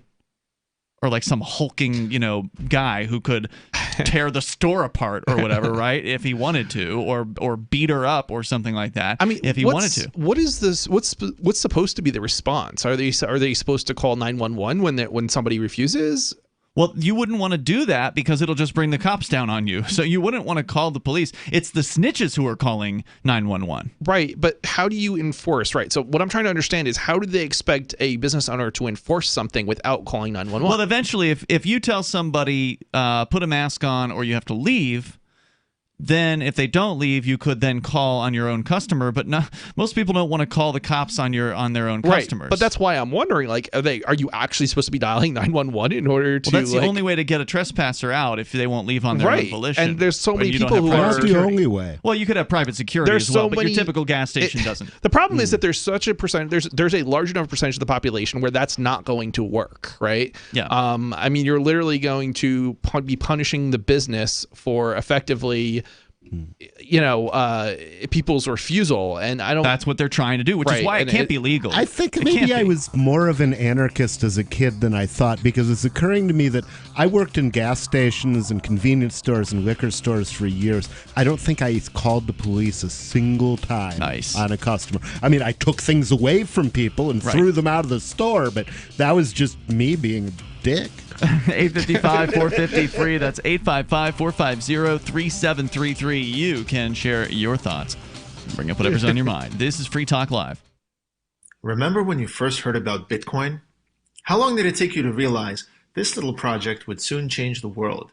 Do you kind of wish you had gotten involved sooner? Well, now's your chance to be part of the next revolution in money. Intercoin is working to finally make crypto go mainstream. It's designed to be scalable enough to support everyday payments and even elections without the state. Bitcoin was originally supposed to be a peer-to-peer cash system, the way we would all pay one another without having to trust any third party. But instead, over time, it mostly became a store of value. That's because every 10 minutes, the Bitcoin network must put all transactions into a block, and that block can only hold so much. If crypto is to become mainstream, for everyone to use it in everyday payments, we need a new architecture, one that's as secure as Bitcoin while being far more scalable. Check out intercoin.org to find out more and maybe pick up some of those coins for yourself. We have some good news. The indictments against Ross Ulbricht in the District of Maryland were dismissed with prejudice, meaning they can never be refiled. This is especially good because those indictments contain the only charge ever made that Ross engaged in murder for hire. This was a serious allegation that Ross Ulbricht denies. It was never prosecuted or ruled on by a jury, but was trumpeted by the federal government and the media as if it were proven fact. The Maryland court held these indictments for almost 5 years, poisoning Ross's case and leaving him under a cloud of unproven allegations. As explained in Ross's appeal to the Supreme Court, the fact that the judge used these allegations to give Ross a draconian sentence of double life without parole violated his Sixth Amendment right to a jury trial. Judges are required to issue sentences based on convictions decided by a jury, not unproven allegations never even charged at trial. Although this is a positive development, the dropped indictment will not set Ross free. Now, a presidential pardon is Ross's only hope of freedom. Sign the petition at freeross.org. freeross.org.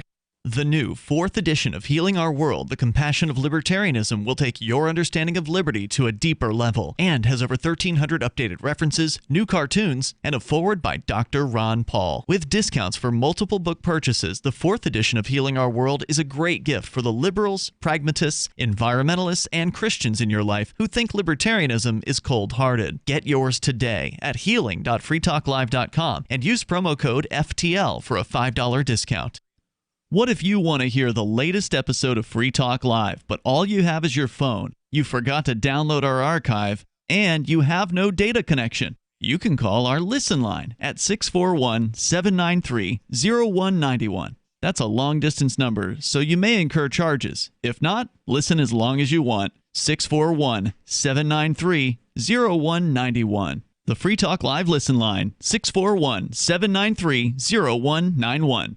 A new study finds most high school graduates are woefully unprepared for high school, and a bag of flour has a slave auction on its front. This is the Onion Week in Review. This week, Secretary of Labor Thomas Perez unveiled plans to boost the nation's struggling job market by giving every unemployed American a self-serve yogurt shop. Saying that the frozen yogurt business model is robust, profitable, and that they've pretty much exhausted other options, Perez explained that owners will be responsible for stocking their own topping bars with items such as Oreo crumbles, minced kiwi, cashews, and gummy bears. Estimates indicate the country will need to increase daily consumption of frozen yogurt by approximately 2.3 gallons per person in order for the new stores to remain solvent. And in this week's local news, something is apparently going on between a mom and her friend. In other news, Taco Bell warns its employees against ever exposing their skin to its food. A sad man tears 2 bananas off of a larger bunch, and a new report finds everything you've ever wanted has been right in front of you all along. This is the Onion News Network. Love what we do? Please help support our international satellite channels at patreon.lrn.fm. That's patreon.lrn.fm. Free Talk Live. You dial in, toll free, bring up anything you want. Our number is 855-450, free like freedom. It's 855-450-3733. And if you want to learn about cryptocurrency, like Bitcoin Cash, get on over to bitcoin.com. That is where you can do it. They've got a great little get started introductory course. You can watch like a 2 or 3 minute long video, and then they have several other videos that you can watch if you like, but you can get the basics down by just watching that first one there. Over at bitcoin.com, you can dig as deep as you want into the world of cryptocurrency, and bitcoin.com is a good place to get started. Or if you're not so new and you want to get the latest news headlines about cryptocurrency and Bitcoin Cash, then get on over to bitcoin.com. They got the news site at news.bitcoin.com. Let's go to the phones and to, in this case, the Discord and the fun. We got Steven Zeiler calling us from the Seacoast in New Hampshire. Hello, Steven. Hello, guys. Hey, what's on your mind? Hey, did you know there are over 400 million websites in the world that use WordPress? Wow, that is a lot. I have probably 90+% of my websites running WordPress, so I'm pretty familiar with it. WordPress is the most popular, and it runs almost a quarter of the entire internet. Wow, it's amazing. And now each one of those 400 million plus websites can easily earn Bitcoin with the click of a button. And how's that? You can install first you go to bitcoin.com, like you're advertised just now, and then you can install the AnyPay WordPress plugin. Wait, you can do that from bitcoin.com? No. Well, go to bitcoin.com, learn about Bitcoin. Okay. And once you're ready, go to your WordPress and search AnyPay in the WordPress plugins. Oh, like when you are on the plugins page and you're searching through the directory of plugins, AnyPay's got their own plugin. Gotcha. You're going to have to back up a moment and tell me, what exactly does this do? Is this mining crypto on your web server? This is how you earn Bitcoin on your WordPress store. So they have a plugin for the WordPress WooCommerce, right? Right. That's right. I'm trying to understand where's the earning crypto part come into this? Okay, so there are many online stores that use WordPress, right, to sell goods and services online, and you can install AnyPay to earn Bitcoin at your online store. Right. By selling things or doing things. Yeah. So the things that you already sold on your online store. Right. We were sell. talking about this 2 minutes ago. We really were, like last hour. Right. Okay, so AnyPay now has a shopping cart support for some sort of shopping cart on WordPress. That's right. And it's built right into the WooCommerce, which is the WordPress most popular. That's the big one. Yeah. Plugin. Right. Okay, gotcha. And it's so easy. Once you have an AnyPay account, which lots of the listeners already do, you just put in your email address and then boom, your WordPress store can accept Bitcoin, Bitcoin Cash, Dash, Bitcoin SV with 0 fees. That's amazing. Cool. Absolutely. And so is this... So, I mean, is it like one of those things where you've got a shopping cart, you've loaded up the products, and then at checkout, you would normally choose between paying via a credit card, PayPal, and this adds AnyPay as a checkout option? Exactly right. Credit card, PayPal, AnyPay.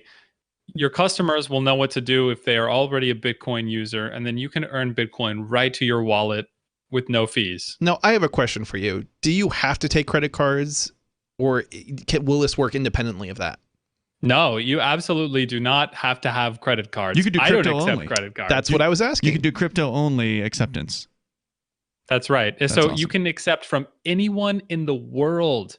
Doesn't matter if their credit card is from Europe or South America or Asia, and you don't have to worry about that. Anyone in the world can pay you right to your WordPress. That's awesome. All right, so this is a big deal because, and it was just literally in the last hour when we were talking about AnyPay. We were talking about how it was originally focused only on brick and mortar real life merchants, and I was saying that I know those guys at AnyPay are working on a solution for online merchants, and there it is. I had heard now it's there. I had heard that there was like a site that supported AnyPay, like for internet sites, and I was wondering if has that been expanded, and so you're basically telling me it has been expanded. Yes, any of those 400 million sites can add AnyPay to earn Bitcoin on their online store. That's pretty sweet. That's a big announcement, Steven Seiler. What else do you want to share tonight? Oh gosh, I had something great, but I forgot it now. Well, I can tell you, I think that AnyPay 2.0 is worth talking about because that is now a thing. So you've released your biggest update so far to the AnyPay system. There were a few bumps in the road, and of course, here in Keene, we're always the first to run into those bumps because we're constantly out using AnyPay, and so we kind of brought a few things to your attention, and you guys are working on some cool new stuff like turning people on to the best wallets out there, the ones that work the best with AnyPay. I know you guys are going to be focusing on that soon with this new 2.0 software that is so fast. Now, it used to be like you'd pay with AnyPay and it might be like 3 seconds on the fast side, and then on the slower side it might be a dozen or so. It was definitely a good couple of seconds there. At least it was painful. It was excruciating, but we cut out the middleman. Oh yeah. And I want to speaking of cutting out the middleman, I learned something today about Venezuela, which Venezuela is a very large country in South America on the Caribbean. And at one point in the 20th century, they were the second largest economy in America. Okay, they were huge. They were prosperous. And they've been wrecked by a mafia that took over the government, a military coup. Okay, and I learned something horrible today, that if you want to pay someone in Venezuela or send money into Venezuela, or even from one bank account to another in Venezuela, the government or the Venezuelan mafia, they have access to your bank account and they scoop off a bunch right off the top every time you transfer. And they it's could do that here if they wanted. They don't do it here, but they could if they wanted. But they do it systematically all the time in Venezuela. Wow. So people have a real incentive to get out of the government money system there and get into alternatives. Now, you guys had a guy down in Venezuela, didn't you, who was kind of promoting AnyPay to local merchants? How's that going down there? Have you heard anything? Oh yeah, we've been actually expanding our Venezuela support, and just this month we had a very cool retailer or very cool service from Venezuela, which I wish we had here in New Hampshire, where basically you text them and you say, I want anything in town. I want a sub sandwich. I want some diapers. I want a pizza, whatever you want. And they will go get it for you. Mm-hmm. And then they send you a link to pay with AnyPay. Awesome. Cool. And you can pay with Bitcoin Cash or Dash or whatever you want. So now just to clarify, those AnyPay links. I want to set that up here. There was a time. Sorry, Stephen. There was a time at which the AnyPay links were time limited to 15 minutes. Is that no longer the case? Or is that still... That is no longer the case. Yes. Okay. You'll see that it will say it expired, but if you refresh, it'll be back. Okay, good to know. And so, yeah. People are using this all day, every day in Venezuela. It's pretty fun and exciting. All right, Stephen, I'm going to hold your feet to the flames on this one. What has happened to the AnyPay map at anypaymap.com? The site's been down for like a day. For what? Yes, I think it's technically 19 hours it's been down. And that's because we are in the middle of a relaunch. We're consolidating everything into the AnyPay city.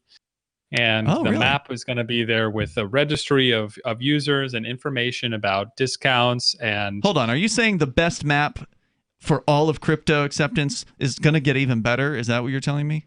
It's going to be a whole lot better. Just wait. And all right, I'm excited. My bad for keeping you waiting for 19 hours. Well, no, what it was Derek J posted, I think it was like on the AnyPay Telegram chat. He posted a small photo of a map showing way more locations, saying that you guys were blowing up and that you were taking on way more growth than you were expecting. And so when I went to the map site, I couldn't pull it up. I'm like, oh, what a tease. He's got this yeah. We discovered that from the new map. All right, cool. Well, looking forward to talking about that. AnyPayInc.com. That's AnyPayInc.com. Go learn more about what they're doing. Yeah, download the AnyPay app. Yeah, do that right away. It's really awesome. And thanks, Stephen, for the call tonight. There's more coming up here. It's Free Talk Live. Are you a business owner that needs a large supply of face masks? Do you have a large family and need a large supply of face masks? And want high quality but not high prices? Then you want sunny-bay.com. Our face masks are a better quality than Costco and lower price than Amazon. There's none better than sunny-bay.com. See for yourself. Go to sunny-bay.com and place your order today. Again, business owners, large families, and anyone who needs a large supply of quality disposable face masks. Click sunny-bay.com. Be sure and look for our volume discounts. Our high-quality cloth face masks are handmade in the USA. We also have N95 masks. See our quality, get details, and order at sunny-bay.com, a Biomed DB design company. Remember, volume discounts for large quantities at sunny-bay.com. Just click sunny-bay.com. I have things I want to talk Attention about. Radio listeners, have you ever wanted to be independent of the utility companies and actually generate your own supply of off-grid electrical power? If so, this is going to be the most important message you'll ever hear. Here's why. A limited number of solar-powered backup generators are back in stock and now available. These emergency backup systems provide life-saving electrical power when you need it most. And unlike gas generators, a solar generator runs quietly, emits no fumes, and produces an endless supply of free electricity from the sun. It's like having an electric power plant running silently, secretly in your own home. Run sump pumps, shortwave radios, computers, even keep food from spoiling. Go to mysolarbackup.com to learn more. That's mysolarbackup.com. Supplies are still limited and are available on a first-come, first-served basis only.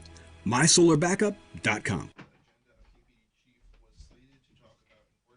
Excuse me, is this where I get a license to start a new business? I wouldn't be hasty. You have to get a license to go out of business, too, you know. Oh, well, look, I've invented this little anti-gravity machine, see? Oh, is that why you're walking 2 inches above the floor? Oh, yes, it's very comfortable. It saves on shoe leather. Yeah, well, you have to fill out these forms and report to the Human Services Department of Manpower Orientation and register with the Fair Employment Practice Commission, the Wage and Hour Division of the Employment Standards Administration, the State Sales and Income Tax Division, the Internal Revenue Service, and the Social Security Administration of the Department of Health, Education, and Welfare, and, of course, OSHA. OSHA? I thought that was a little town in Wisconsin. You'll find out. Say, floating around like that could be dangerous. Have you checked with the Consumer Product Safety Commission? Well, not yet. Come to think of it, you actually are flying, aren't you? Look, you need to go over to the Federal Aviation Administration and the Transportation... It's very hard to get anything done these days if you're in business, but free enterprise built this country. Think what could happen if we don't keep it free. A public service of this station and the Center for the Defense of Free Enterprise, Bellevue, Washington. Besides, we just can't have people floating about unregulated, you know. Some of you asked, and now we've delivered. LRN.FM's live Keene, New Hampshire studio shows are now streamed in HD on Twitch. Visit our channel at twitch.lrn.fm and give it a follow. If you have Amazon Prime, you get 1 free subscription on Twitch. If you use it on our channel, Twitch will give LRN.FM a monthly piece of your Prime subscription cost. So please watch, follow, share, and subscribe to twitch.lrn.fm. That's twitch.lrn.fm. Cell 411 is a free app for Android and iOS that replaces government-controlled 911. Cell 411 allows you to preset a group of friends or private organizations to show up at any emergency. Cell 411 is a nightmare for the state because it proves their so-called services aren't needed. Cell 411 has had thousands of installs, and of course it's covered by the BIPCOT no government license. Cell 411 because your friends won't shoot you when you're in trouble. Without the government, who would build the emergency services? You and Cell 411. Get it today at getcell411.com. Now you can follow LRN.FM on the decentralized Mastodon social media platform at toot.lrn.fm, toot.lrn.fm.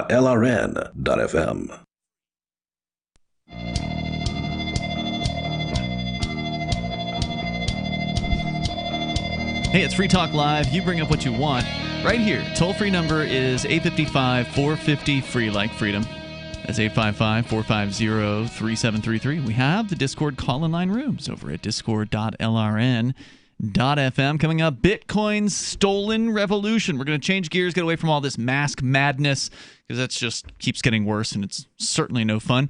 And Bitcoin, unfortunately, continues to get worse, but it's still fun to talk about cryptocurrencies and all of the alternatives. How is Bitcoin getting worse?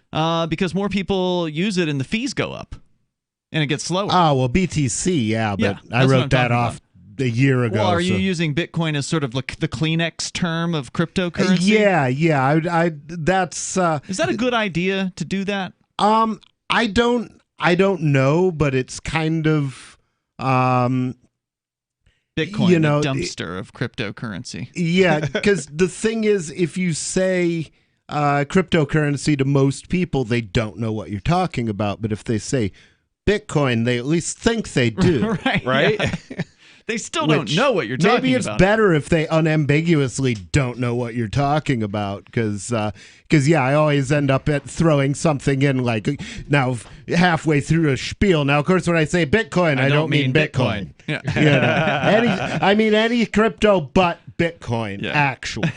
I've actually been surprised on a number of occasions over the years where people actually did know what Bitcoin was, or crypto. People who you didn't think would. Yeah, people like, working at like one time I was at Big Deal, which is a convenience store basically, and I asked, and the girl who was working knew about it, and something about her brother knowing, being big into it, and then a lot of people have like a family member who has gotten into it, and then like the barber here was super into it. That I found out. I mean, I know he started taking. He just crypto, started taking it, right? And he just started taking it recently. But he was into it before, and so I was like, well, that's the best kind of business owner you can bring on. If you can find a business owner who is already into crypto, but they haven't yet taken that step into accepting it at their business, they are the perfect prospect for it, because they've already come far enough. They've got their own wallet. They've acquired some crypto. They're into it that far. Now you just got to get them to install the AnyPay wallet, and you're done. And it's not, it's not even the only, the only people I've run into, like the dentist. When I got the help to get the dentist on board, he also had heard of it at least. Like, he wasn't big into it, but he had heard of it. So it's more people have heard of it, I think, than really know anything about it. But it's certainly out there. I mean, it's been all over the news enough at this point, I think. It has, and sadly, there's a bit of a tragic story behind what's happened to Bitcoin BTC, the original, which, it's what brought all of us on board, I think, that it was Bitcoin was the real hot thing. It's still the number one cryptocurrency. It was the only thing when I started. By a mile. It is very, very popular. It's talked about, but it's in kind of bad shape as far as right now. I bet you're going to pay $3 at least to send a Bitcoin transaction if you want it to clear within the next half an hour. It's hard to call it a cryptocurrency at this point. Well, it's a cryptocurrency. It is, but if you can't use it, you can't use it as a means of, transacting, you can't buy a cup of coffee with it. It's not. It's like, Okay, it's more like gold. You call gold a currency? I mean, well, now we are. We got the gold back. Yeah, it's actually less useful than the gold back. Right, but when I think of gold, I think of like gold bars and things like that. And up until the gold back, yes, I would say I would say no. I don't think of gold as a currency. And so I think that's kind of it's kind of where things are. So here's a story from CoinDesk.com's opinion piece by Evan Shapiro, who is the CEO and co-founder of O1 Labs, the team behind Coda Protocol, which is a competing Bitcoin or a Bitcoin competitor. And it says that is a lightweight chain that affords all participants fully peer-to-peer permissionless access from any device. Who controls Bitcoin? He writes. Hint, it's not you. And it's a far cry from the decentralized utopia many claim it to be. Systems of power are rapidly asserting control over Bitcoin, and their incentives are not your incentives. As an industry, we're at a critical juncture, and we have to choose. We either demand that these properties of user ownership and censorship resistance pioneered by Bitcoin persist, or we accept the facade of false decentralization that has been erected by a centralized regime. Our revolution is being stolen, but it's not too late to take it back. First, let's take a look at who controls the Bitcoin blockchain. 65% of its hash rate is in one country, China. Globally, about 10 different organizations control 90% of the hash power. These big mining pools are all linked together with dedicated networking connections. If I described you to a council of 10 companies, or if I described to you a council of 10 companies dictating the future of a product, and more than half of them are in China and beholden to a centralized government, would you call that decentralized? Well, would you? Yes, because it's not really about who has the power. It's about, like, you can have your own decentralized network, right, where you control all the nodes. That doesn't mean it's not decentralized. Now, there's something that he might bring up a good point, but it's the decentralization is the wrong terminology. Well, the thing is, if you have if the power is vested in the miners, and all of the miners are under control of the same group of people, Bitcoin, or the majority of that, or I'm sorry, the same group of people, the Chinese government, then that certainly does re-centralize the power that had been decentralized in a lot of ways. Yeah, I think the word you're looking for, Chris, is distributed and decentralized, right? So where, what your point is correct. Like if Bank of America has a dozen servers decentralized around the world, technically that's decentralized, but it's not distributed into other people's hands. So it's still controlled fully by Bank of America. And I think some people would quibble that that's not true decentralization, but I can see how it could be. Yeah, maybe he actually did word it right. All right, anyway, let's anyway, but yeah, I mean, but that's a concern here that he's pointing out is that the control of Bitcoin from a mining perspective is largely in the hands of Chinese miners. I'm a little skeptical because I was under the impression that the mining had moved away from China. Actually, we did hear the news that China had made some things illegal with Bitcoin, but it doesn't appear that they've driven the miners out of the country entirely. So I don't know what the current legal status of that is in China. If you do and you want to jump into the conversation, and then the next question is, if it's illegal mining, is it really in control of the Chinese government? Good right. question. So is it really centralized? I suspect that it is under the control, as much as some of these Chinese corporations are controlled by the central government there, which I don't know how many of them are. I mean, is it that the illegal or the illegal mining has left the country and the only mining that remains is in the hands of the Chinese government? Is that what's being suggested? I don't know. That's an excellent question, though. That deserves, I would say, a little bit more research. He points out that is the state of Bitcoin today. Maybe you don't care. Maybe you say, quote, even a 51% attack would be fine by me because they're still economically aligned in the best interest of the protocol, unquote. You'd be very wrong, but you wouldn't be the first person to assume that a centralized power could represent your interests well. There are countless examples in history of misplaced trust in a centralized authority. Some of those authorities were beloved revolutionaries, leaders, countrymen, and members of their community. Everyone thought they loved their country. They won't do anything to cause it harm. Well, Robert Mugabe, the former dictator of Zimbabwe for 30 years, started his career as a beloved political revolutionary. He was instrumental in gaining independence from colonial rule. At the time, it would have been hard to think of someone who loved his country more. But that was at the beginning, before he amassed centralized authority. He ended his career causing mass starvation and social upheaval because of brutal, misinformed, and ultimately failed social and monetary policies. So pointing out that power corrupts and that giving people power is generally a bad plan.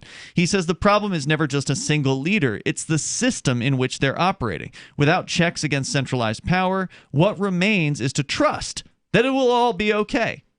And it never is. So why would this time be any different, meaning Bitcoin? Why would Bitcoin be any different?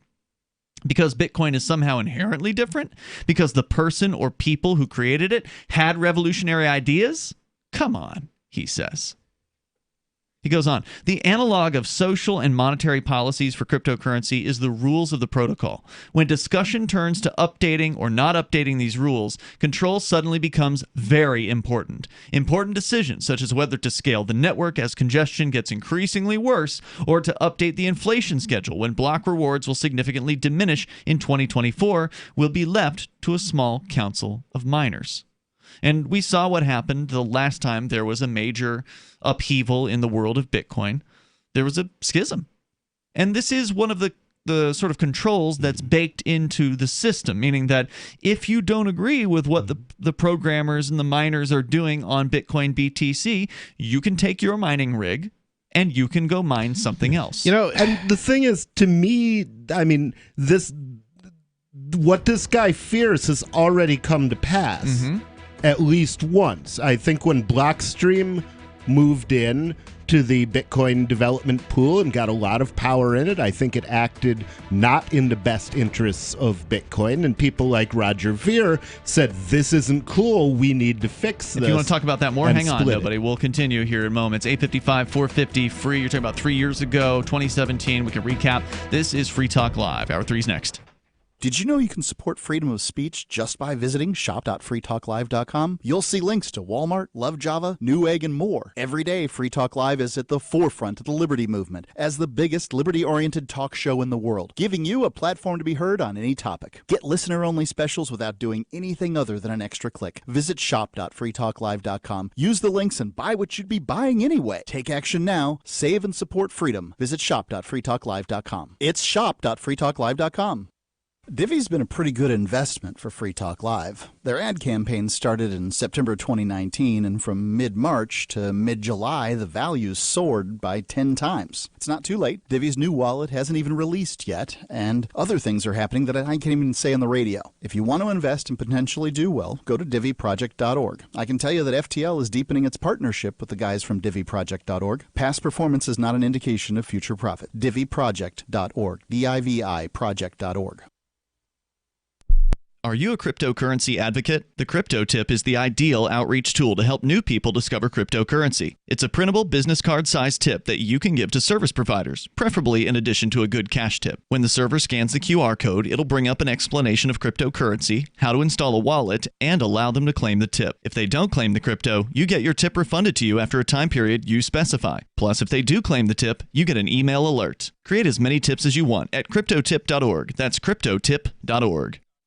So you've heard all 3 hours of the latest episode of Free Talk Live, and you're still hungry for liberty-oriented audio content? Did you know that we have another 24/7 audio stream at LRN.FM? The Liberty Radio Network airs the latest episodes of some of the best liberty-oriented podcasts on the internet around the clock. In addition to recorded content, you'll also hear live shows like Free Talk Live, originating from our Keene, New Hampshire studio. So listen anytime at LRN.FM. That's LRN.FM.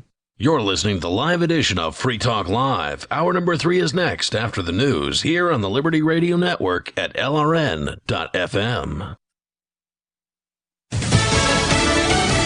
A major defeat. Fox News, I'm Mary Corsetti. The UN Security Council has rejected an American resolution to indefinitely extend the UN arms embargo on Iran. U.S. Secretary of State Mike Pompeo condemning the rejection, saying it will be the first time in a decade that Iran will not have restrictions to buy and sell conventional weapons. Russia and China strongly opposed the resolution. The embargo expires in October. This as the president is dealing with a personal matter in New York. President Donald Trump stopping in New York City to visit his hospitalized younger brother, brother, Robert. The White House won't say why Robert Trump is in the hospital, just that he's seriously ill. The 72-year-old was reportedly hospitalized for about a week earlier this year. Fox's Alex Hogan. Robert served as a former top executive in the Trump administration. And in Chicago, the scene of recent looting, Mayor Lightfoot announces a new police plan to help track and prevent future looting throughout the city. I also want those in particular who have been shaken by this week and the events of this summer to know that I hear you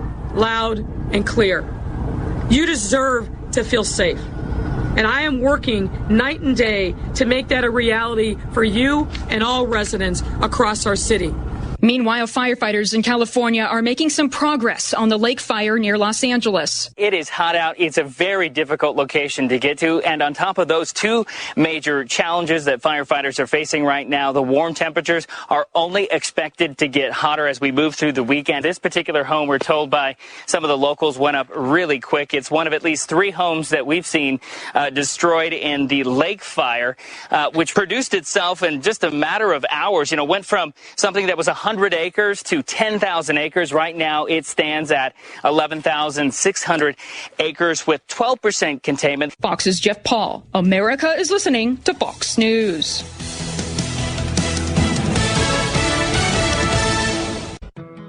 For over 20 years, millions of customers have trusted Blinds.com to update their homes. Because Blinds.com makes it easy to get custom blinds that'll give your windows a high-end look without the high-end price. Whether you like to do it yourself, need help with design, or prefer measure and install services, they keep it simple with easy online ordering and free shipping right to your door. New window treatments are a simple way to really benefit the look and feel of your home. And Blinds.com will guide you every step of the way with free online design help. And if you're nervous about trying them, don't be. Blinds.com has over 30,000 5-star customer reviews, and they guarantee the perfect fit for your windows, whether you do it yourself or have them measure and install everything for you. Go to Blinds.com now to take advantage of this week's special savings on interior blinds, shades, shutters, and even outdoor shades. Rules and restrictions may apply. Arizona Governor Doug Ducey's office says the unemployed residents of the state who were expecting to receive an additional $400 a week under an executive order by President Trump will only get $300 extra. Today's announcement comes after the state decided it should not use its own funds to cover a required 25% match to the extra coronavirus payments. Arizona health officials reported 40 new deaths from the virus today. And other states across the country continue to deal with how to curb the coronavirus as well. California topped 600,000 cases of coronavirus Thursday, but there has been a 19% decline in hospitalizations over the past 2 weeks. Governor Gavin Newsom says the state is turning the corner on the pandemic. In Georgia, the governor, Brian Kemp, is withdrawing a lawsuit against the mayor of Atlanta, challenging her mandate to wear masks in public in the city. But Governor Kemp is expected to issue an executive order that allows private businesses to opt out, that they cannot be forced to require that the customers wear masks. The governor of South Carolina is also refusing to issue a mask mandate, but suggested that cities and counties pass local laws requiring masks. Fox's Steve Harrigan. Also new tonight, the Biden campaign making its rounds at an event in Delaware. It was a brief event, no Q&A with reporters. Biden ignored a question about whether he's been tested for coronavirus, and Harris briefly responded to a question about attacks on her since being named the running mate, essentially saying she's in it to win it. But the meat of the moment was the photo op, setting the stage for next week when Harris will become the first Black and South Asian woman to appear on a presidential ticket. The larger event is tonight, another virtual fundraiser. In the 2 days after announcing Harris as VP, the Biden campaign brought in $50 million, a staggering sum when you remember Harris brought in $40 million for her entire presidential campaign, and Biden raised just over $60 million in all of 2019. Fox's Jackie Henry. I'm Mary Corsetti, and this is Fox News. For over 12 years, Halverson Enterprises CEO Peter Weathers has taken a hands-on approach in all aspects of the tech firm's growth and day-to-day business. But employees say the executive's true talent lies in his unique ability to recognize great ideas and then absolutely ruin them. For as long as I've worked here, Peter has been able to sit down in a meeting, listen to a million different ideas, pick out the one that makes the most sense creatively and financially, and then totally destroy it until there's basically nothing worthwhile about it left. He's remarkable. Employees throughout the company say they're most impressed by Weathers' ability to water down promising ideas with meaningless jargon, consistently choose the wrong person to head up every project, and inject virtually every halfway decent thought with his own short-sighted and terrible insights. At our all-hands meeting the other week, our team put forth a very feasible plan to boost productivity. And it was really incredible to see Peter's mind at work, just taking every good aspect of our proposal and dismantling it like a small child. This is the Onion News Network.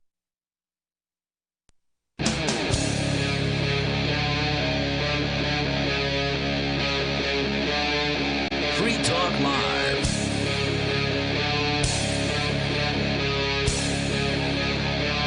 Free Talk Live. You can bring up whatever you want. Our toll-free number is 855-450-FREE like freedom. That's 855-450-3733. We have the Discord call-in line rooms at discord.lrn.fm. You can hop into one of those. You'll sound like you're sitting here in the studio with us tonight. You've got Ian. Nobody. And Chris. We're going to go back to your calls and thoughts. We were talking about, and we're going to continue this story about Bitcoin's stolen revolution. Is Bitcoin, BTC, the original one, is it as decentralized as they'd like you to think? That's what the individual over at CoinDesk, Evan Shapiro, is writing in his op-ed. But first, we're going to go to the phones and to your calls and thoughts. Robert is on the line in Keene, New Hampshire. Go ahead, Robert. Actually, I'm at home. Oh, hey. All right. Hey, hey, I don't know if you guys caught this story or not, but there's going to be a demonstration tomorrow morning at 11 o'clock in the middle of the Common. Yes. I'm speaking at it. And, a lot of people are really pretty upset about these masks. And, I don't blame them, to be honest with you. And, I'm diabetic, and if I got this virus, if it's there, it would be catastrophic for me. I got bronchitis. Ain't nobody got time for that. But like I said, if I were to get this virus, it would be catastrophic for me. But I don't know if it's there because I don't know anybody that's died from it. I don't know anybody that's had this virus. So that begs the question: are you going to be at the rally tomorrow? I am going to be there, but hopefully I'll be there on time. I got to put a windshield in my vehicle tomorrow. Ooh, that's always fun. Yeah, so that's why I won't be able to meet you later on this evening. So even though what you're saying is, Robert, even though you believe that you'd be particularly susceptible to injury from this virus, you yourself are still willing to take the risk. Yeah, absolutely. Because I'm not convinced. I don't know. I've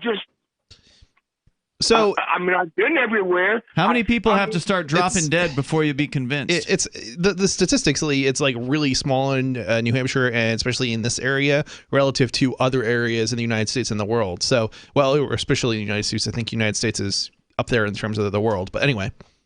Well, Keene is right on average in that we've had 7 deaths.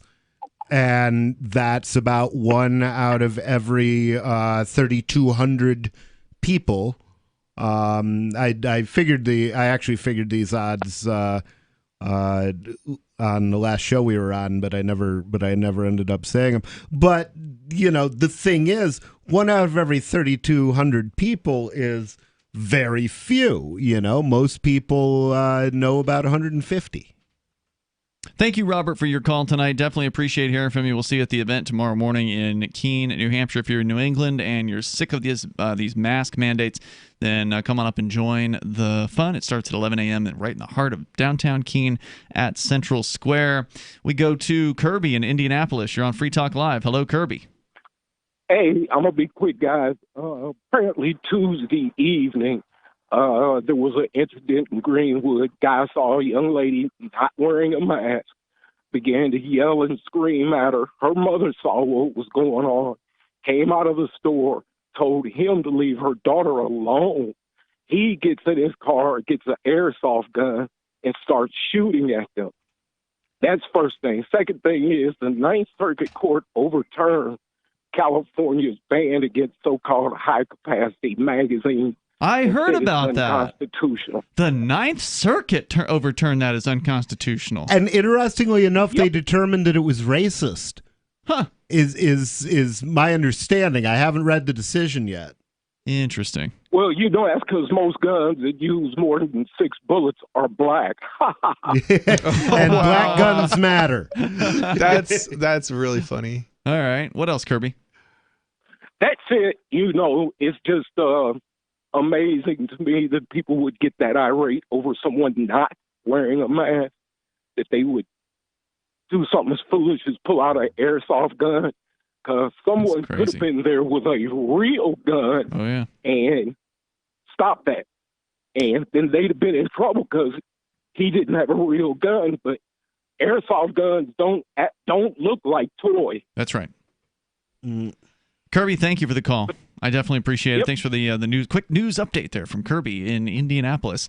It's a great way to get a quick story out too. By the way, we're terrible at getting to the news. I've literally got 15 tabs open here, so I've got more stuff that we could possibly talk about. But a quick drive-by news drop like that's always appreciated. It gets the news out quick about what's going on. So feel free to call in and join the show. Our toll-free number is 855-450-FREE like freedom. So back to this story, Nobody, you were commenting a moment ago when we were in the last hour talking about Bitcoin and some of the concerns that are being brought forth by Evan Shapiro in this story called Bitcoin's Stolen Revolution, talking about how the Bitcoin network is centralized. A lot of it's in the hands of Chinese miners. And you were commenting on the idea that people can break away anytime they want. Well, people can break away anytime they want. And I think that his fear has already come to pass. In that, I think the Blockstream developers, which was a early Bitcoin company, it controlled a lot of the developers. They took a lot of money on from companies like MasterCard, for instance. Companies that do not have Bitcoin's best interest at heart. Right. And then they spent that money on these developers that you're talking about to hire a lot of the key Bitcoin guys and bring them on board with their team. And then they started, espousing this particular viewpoint that Blockstream had, which was that they didn't want to scale Bitcoin. Basically, to really boil it down, Blockstream didn't want to scale Bitcoin in the way that would have worked to keep the Bitcoin fees low. And they didn't want to do... There was only one kludge that was really, and a kludge in programming is like an inelegant fix for something that you can do very quickly. So it's a quick and dirty patch. Gotcha. And the one kludge that was available was to make the block size larger. It was the only thing they could have done that would not have taken them weeks or months to implement, and they refused to do it because that wasn't their favorite solution. And as a result, a production computer system found itself with unacceptable performance, basically unusable. That's right. Both in terms of time and in terms of the cost scaled up dramatically, and the slowness got really ridiculous as far as sending these transactions, to the point where in 2017, at its peak, it was costing as much as, I think, $40 or $50 to send some of the Bitcoin transactions out there. Some of them even more than that. But your typical transaction... And some of them took 2 weeks. Yeah, and your typical transaction fee in a lot of cases in some weeks was $10, $15, $20. You could got up even higher than that. I think it was up to 70. Yeah, well, there were some of them that were that high, but probably the average fees or median fees were as high as $20 or $30. Like any old transaction would cost you $20. It was a very short period. I think that it was, but higher it happened. than that. But yeah. It happened. And so what you're saying is, Nobody, we're already there. That's happened once, and it's continuing to happen today. And the thing that returns the centralization to the ecosystem or the decentralization to the ecosystem is the fact that the Chinese can hose BTC, let's say, but they can't do all the cryptocurrencies. that way. I think without a lot more work, I think they would have a much harder time with BCH, for example. That does assume that this power is within the government as opposed to individuals' hands. It's gonna be a lot easier if it is in the government's hands. I mean, you do business with Chinese corporations, right? Like, how many of them are actually owned by the government at some level? Yeah, I mean, the government has a lot of control over a lot of these corporations. But I don't necessarily know, like, if it's 50%, let's say, that's still 50% less, and that doesn't necessarily give them 51% control of the network. We got more I don't know. There's more info that we need. This is Free Talk Live. His coat is very thick. He's an Akita, German Shepherd, Lab, Husky mix. Harold, the Border Collie Pit mix, has the most beautiful jet black coat. Stuart, my rat terrier, has fur now where he never had it before. DINOVITE.com. Dinovite will give them a beautiful, lustrous coat. It will make you smile. You get some Dinovite, how happy your dog will be. DINOVITE.com. News from news.bitcoin.com. Goldman Sachs warns that the U.S. dollar is on the path to lose world reserve currency status. Experts say that Bitcoin will continue to rise to as much as $20,000 this year. Coinbase reports more institutional investors are buying cryptocurrency. Cashgames.bitcoin.com announces a $3,000 leaderboard tournament. Bitcoin.com is your source for getting started with cryptocurrencies, getting a wallet, buying Bitcoin Cash, mining, and all the latest cryptocurrency news at news.bitcoin.com. Got shaving irritation? Shave Secret shaving oil can help stop it. Shave Secret doesn't cost much and is an all-American product. My name is Chuck Howard, and I developed Shave Secret and pioneered its use starting back in 1991. Ingrown hairs drove me nuts for years. Shaving oil changed all that. Why put up with ingrown hairs, bumps, red rash, nicks, and cuts? Shave Secret provides men and women with what we believe is the best shave ever. Our proprietary blend of 100% natural base and essential oils, plus a hint of menthol, was designed to help eliminate shaving irritations like ingrown hairs, bumps, red rash, nicks, and cuts. We'll lose those shaving irritations. Available at Super Walmart, H-E-B, Wegmans, Giant Eagle, Discount Drug, Navy and Marine Exchanges, Amazon, and ShaveSecret.com. Use the code FTL for Free Talk Live and get a discount. Shave Secret, the best shave ever. Why did you move to the Shire? I moved here to the Shire because there's other people around who take liberty just as seriously as I do. I moved to the Shire because I saw videos of people challenging authority and thought that I could get support myself. It called to me, like, do this, right now. I wanted to be around people like me who got it, and once I got here, I knew there was nowhere else that I wanted to be. I've always wanted to change the world, so I moved to the Shire to join people who were actually working towards doing the same thing. The people here are awesome, loving, and positive. It was for the adventure and for the feeling of something important is happening here, and I just wanted to come to sort of be part of that. Visit ShireSociety.com to read and sign the Shire Society Declaration and learn the reasons why, if you love liberty, you should immigrate to the Shire. Plus, connect with others via the forum at ShireSociety.com. That's ShireSociety.com. If you want to know the latest about Free Talk Live before we go on the air, all you need to decide is how you want it delivered. It's your choice. Visit news.freetalklive.com to receive our usually weekly news updates by email. Plus, we have a Twitter account at twitter.freetalklive.com, and you can follow us on the decentralized Mastodon platform at toot.freetalklive.com. So please follow us at toot.freetalklive.com and sign up for our emails at news.freetalklive.com. Do you want more businesses accepting Bitcoin Cash and Dash? Now with AnyPay, you earn passive income for every purchase at those businesses. Finally, a financial incentive to spread Bitcoin Cash and Dash. You made it happen, so you receive the rewards. Download the AnyPay Cash Register app and add your cryptocurrency wallet addresses. Then install it at a real-life business and tell us what you did at AnyPayInc.com. AnyPayInc.com.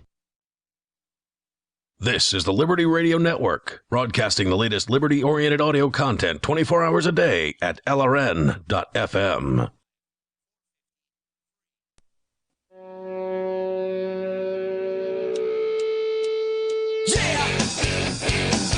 Yep, Free Talk Live. You dial toll free, take control of the airwaves here. Our number is 855-450-FREE, like freedom.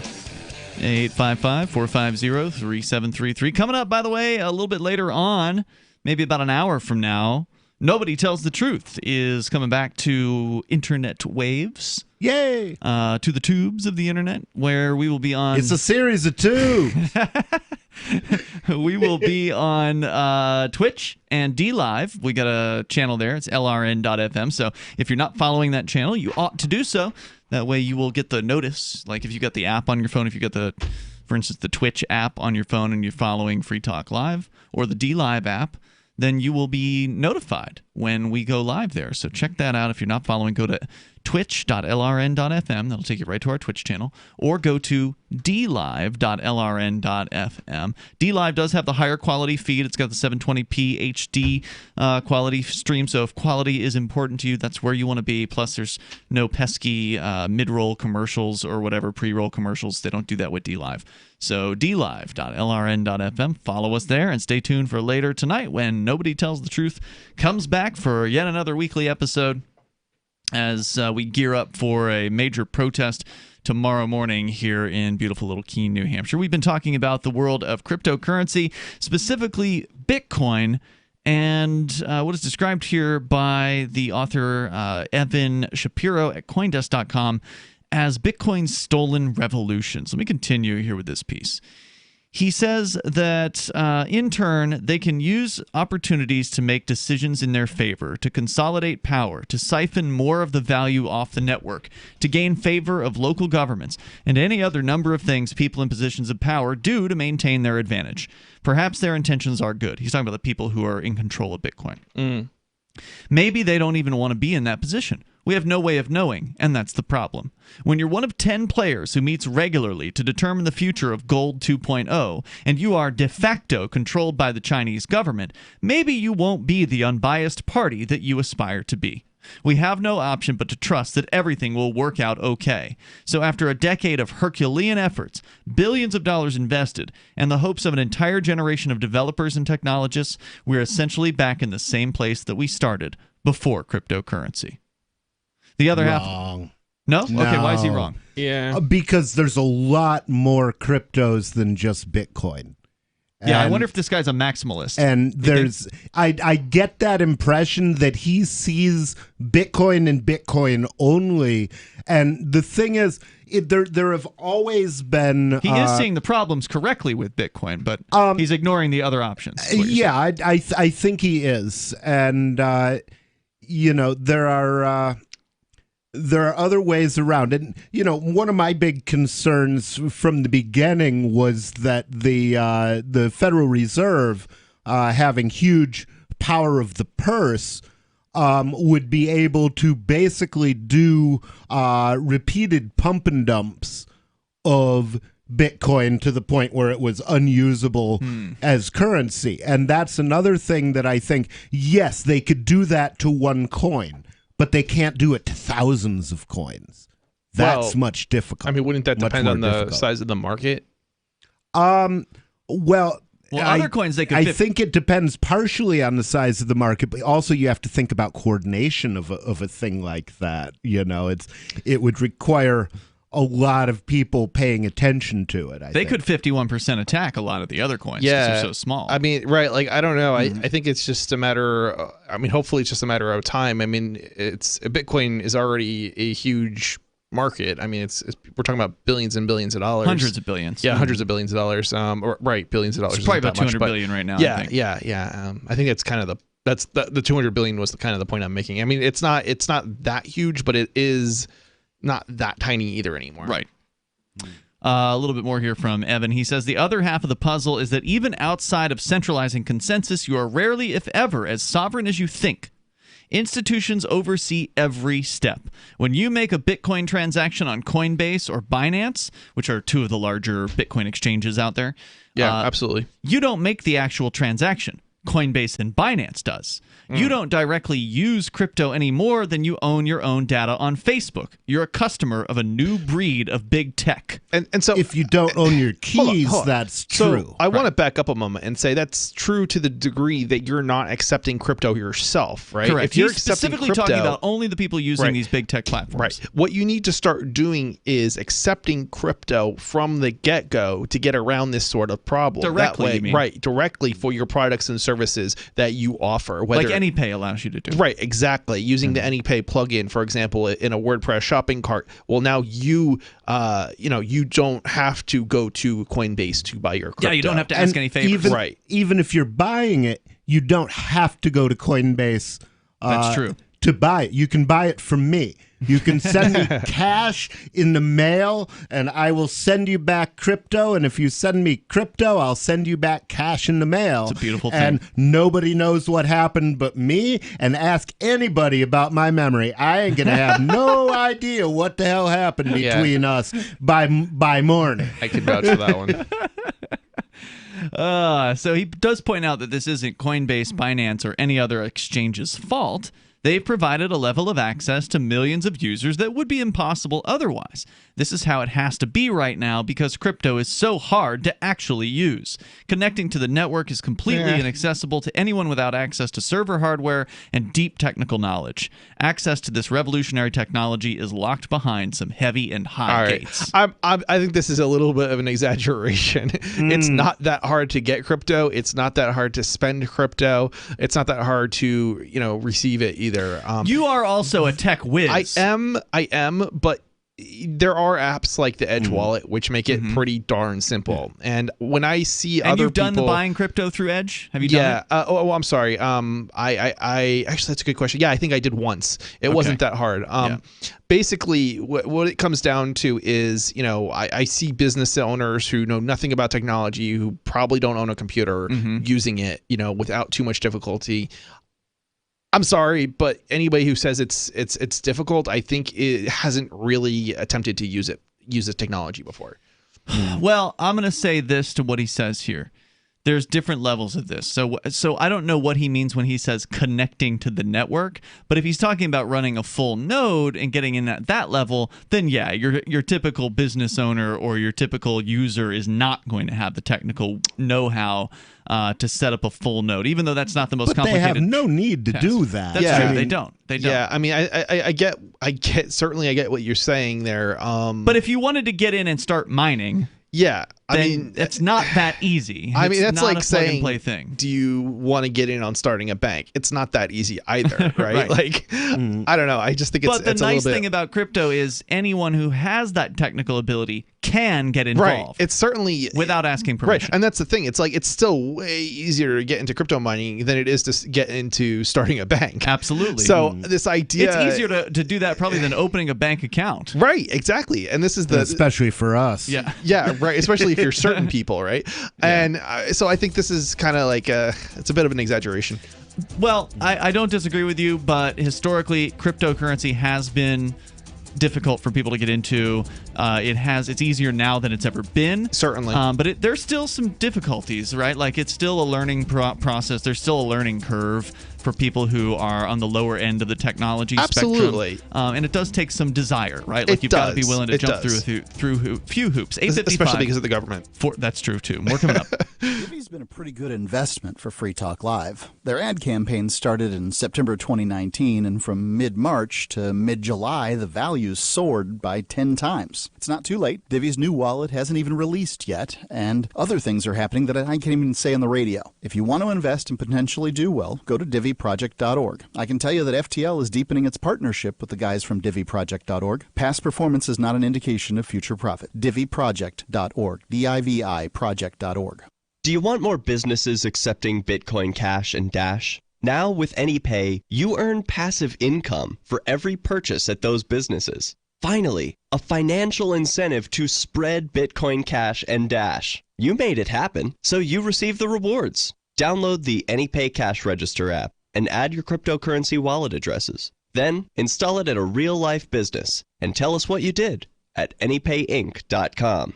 AnyPayInc.com.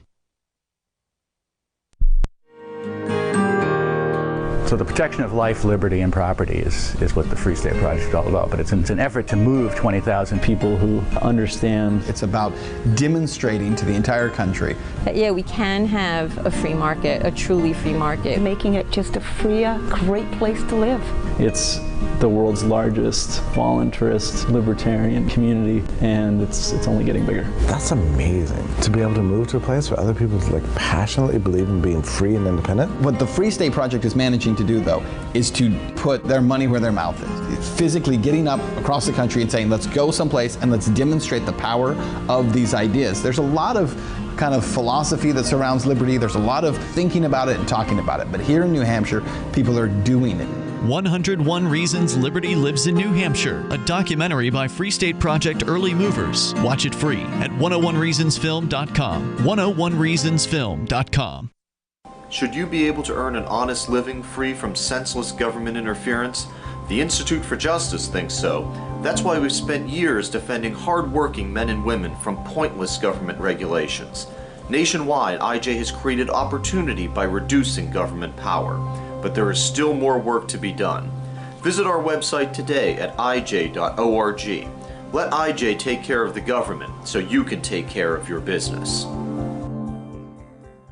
LRN.FM now has a Discord. Discord is a free text and voice chat platform, and we now have our own server with a bunch of channels at discord.lrn.fm. You can join other listeners as they chat about various things during our live shows, or anytime, day or night. Discord software is available cross-platform, so you can have it on whatever device you want and take your chats anywhere. Join our Discord at discord.lrn.fm. That's discord.lrn.fm. If you're looking for work, it's a process of elimination, and you're trying not to be eliminated. So here's a tip for making the cut, and this might seem subtle, but to the person interviewing you, it's not.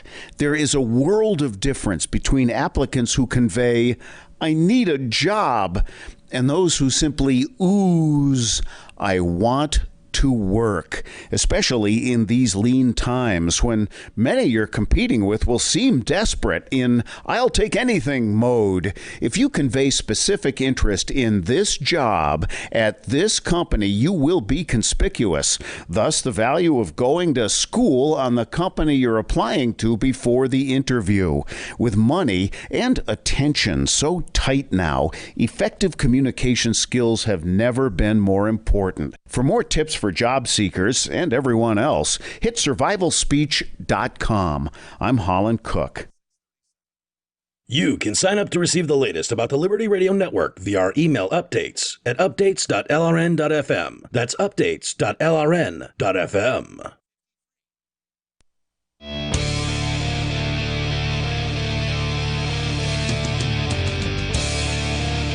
This is Free Talk Live, and you can bring up whatever you want. Our number is 855-450-FREE, like freedom.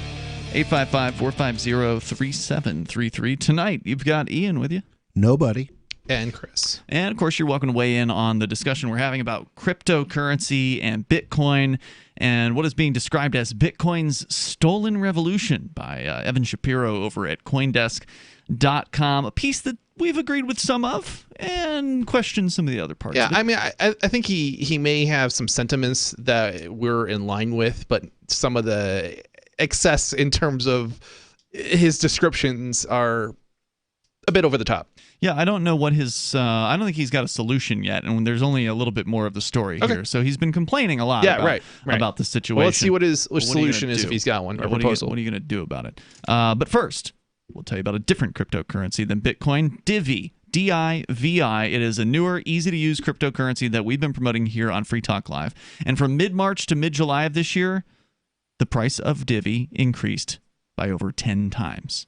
And that's true both in dollar and Bitcoin terms, if I recall correctly. Divi could continue to go up. In fact, that's certainly their goal over at the Divi team. Their price did jump up in correlation with the release of their beta wallet. Now, of course, correlation isn't causation, but what will happen when they actually release the full wallet to the public? Well, I don't know, but at Free Talk Live, we're happy so far with our decision to hook up with Divi a year ago. And you can go to diviproject.org and begin earning Divi by starting a masternode. Now, you want to talk about things they've made easy, way easier? Divi made one-click masternodes. So now masternodes, which is kind of like, it used to be like a technical thing. You had to hire a guy if you didn't know, how to run a Linux system or whatever. You had to hire somebody to turn, a masternode on for you for some of these other cryptos like Divi, or not Divi, Dash. Dash is kind of what started the whole masternode thing. Divi literally made it a one-click process, so kudos to them for that. And that's working right now over at diviproject.org. They've also got a staking process for Divi, diviproject.org. As we continue, we're going to go to your phone calls and thoughts. More on Bitcoin's allegedly stolen revolution and what to do about it coming up here. But let's talk first to Andrew in Ohio, listening online. Go ahead, Andrew. Thank you. Yeah, I wanted to talk about this VP now, Kamala Harris. This article's from last year from Reason. She wants to force companies to report pay data to the federal government and fine them if they don't offer equal pay.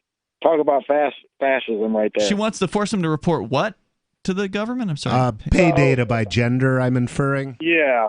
Oh.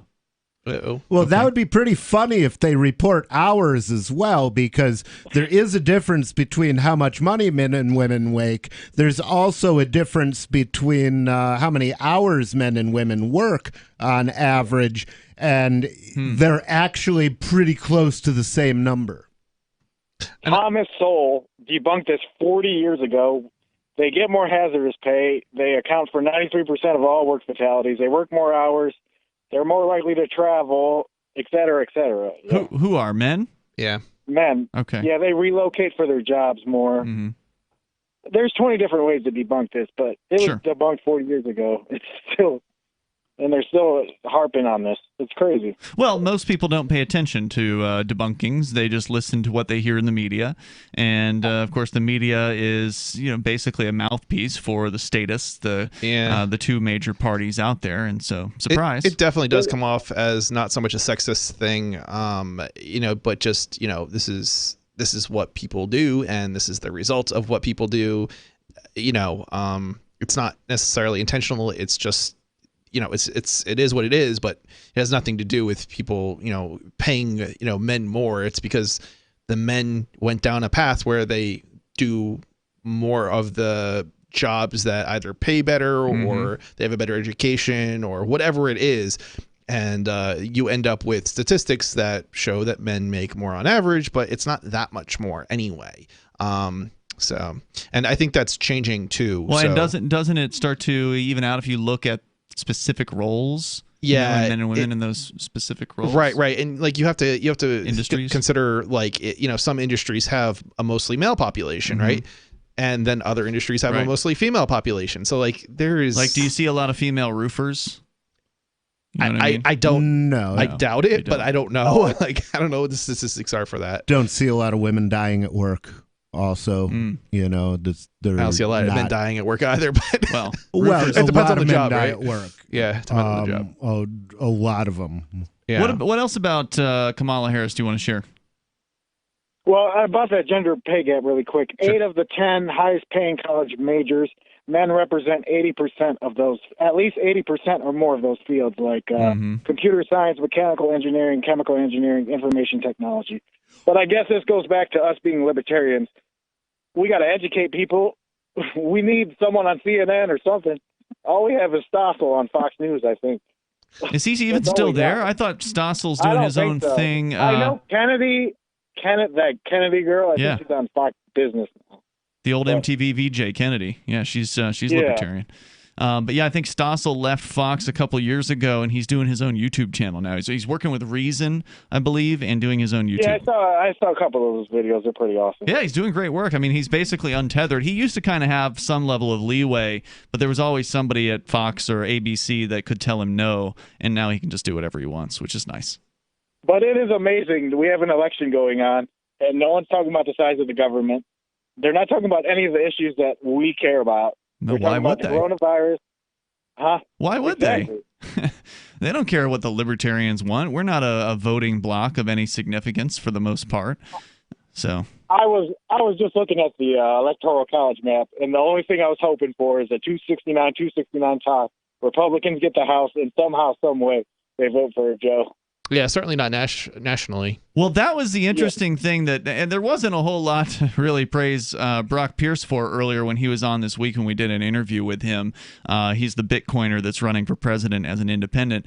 The most interesting thing he pointed out was that if there is a tie in the Electoral College, that it does go to a special tiebreaker kind of vote thing in the... But the top three, it would be the top three. The top three, but every state has one vote. Yeah.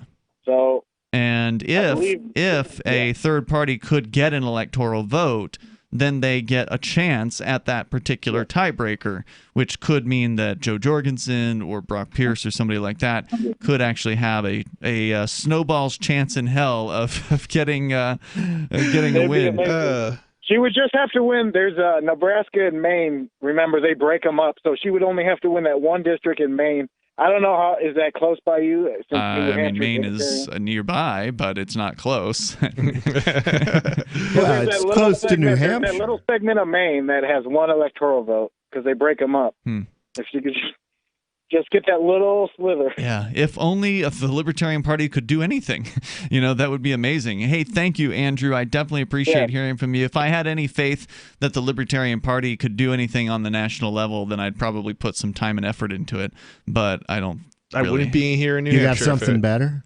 Yeah, New Hampshire. Yeah, I wouldn't be in New Hampshire if it wasn't for the fact that libertarians can't do anything at the national level. I'd much rather put my time into activism here, getting libertarians, if you want to work in the political system, working on it here in New Hampshire, where we actually have had people win as both Republicans and Democrats here in New Hampshire. It's the migration movement. It's not New Hampshire specifically. New Hampshire just ended up working out in terms of they won. Right, the optimal place to set up a migration movement for getting like-minded people together and actually being able to accomplish something, hopefully eventually. Yeah, well, I mean, not just eventually, it's already happening. I mean, we've already had people win elections here. Absolutely. Yeah. They don't win as libertarians, but they win by running as Republicans and Democrats. Oh, I'm sorry. I didn't mean to say we haven't accomplished anything. I just meant... We've had tremendous success.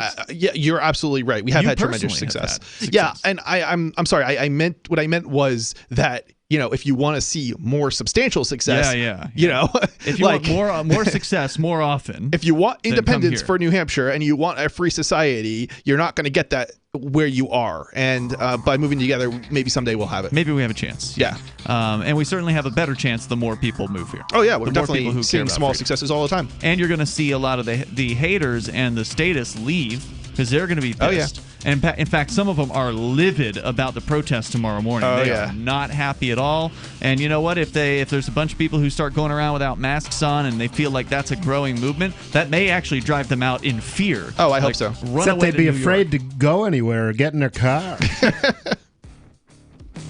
Have you ever thought about turning your Glock, XD Family, or 1911 handgun into a semi-automatic carbine? It only takes about 30 seconds. The MacTech Carbine Upper is classified as an accessory and can be delivered right to your doorstep with no FFL or background check required. It's the world's most versatile pistol accessory. Build your custom upper today. Simply go to handgunconversion.com. That's handgunconversion.com. Are you ready for what's next? It's likely coming. More food shortages, power outages, grocery stores closed, social unrest. Ask yourself, do you have enough food and supplies on hand to last at least 30 days? Most Americans do not, but you can. Avoid the panic of the last-minute rush. Order your 4-week supply of emergency food today from mypatriotsupply.com. Starvation or dependency on the government are your only alternatives. Avoid those and the pain of being unprepared. Go to mypatriotsupply.com right now. Build your emergency food supply with meals that last up to 25 years in storage, shipped discreetly to your door. Folks that know what's coming are using today to prepare. There's time for you to do the same. That's mypatriotsupply.com, the original Patriot Preparedness Company. mypatriotsupply.com. Silver has always been nature's very own antibiotic, and only one system allows you to generate an endless supply of natural silver solutions. Silverlungs.com. You'll find no wild claims or pseudoscience, just a lifetime of nano-sized pure silver solutions. The Silver Lungs generator allows you to make your own, so stop paying for silver solutions. The unique lung delivery system targets respiratory infections where other silver solutions simply cannot reach. See the Silver Lungs generator and lung delivery system at silverlungs.com. That's silverlungs.com.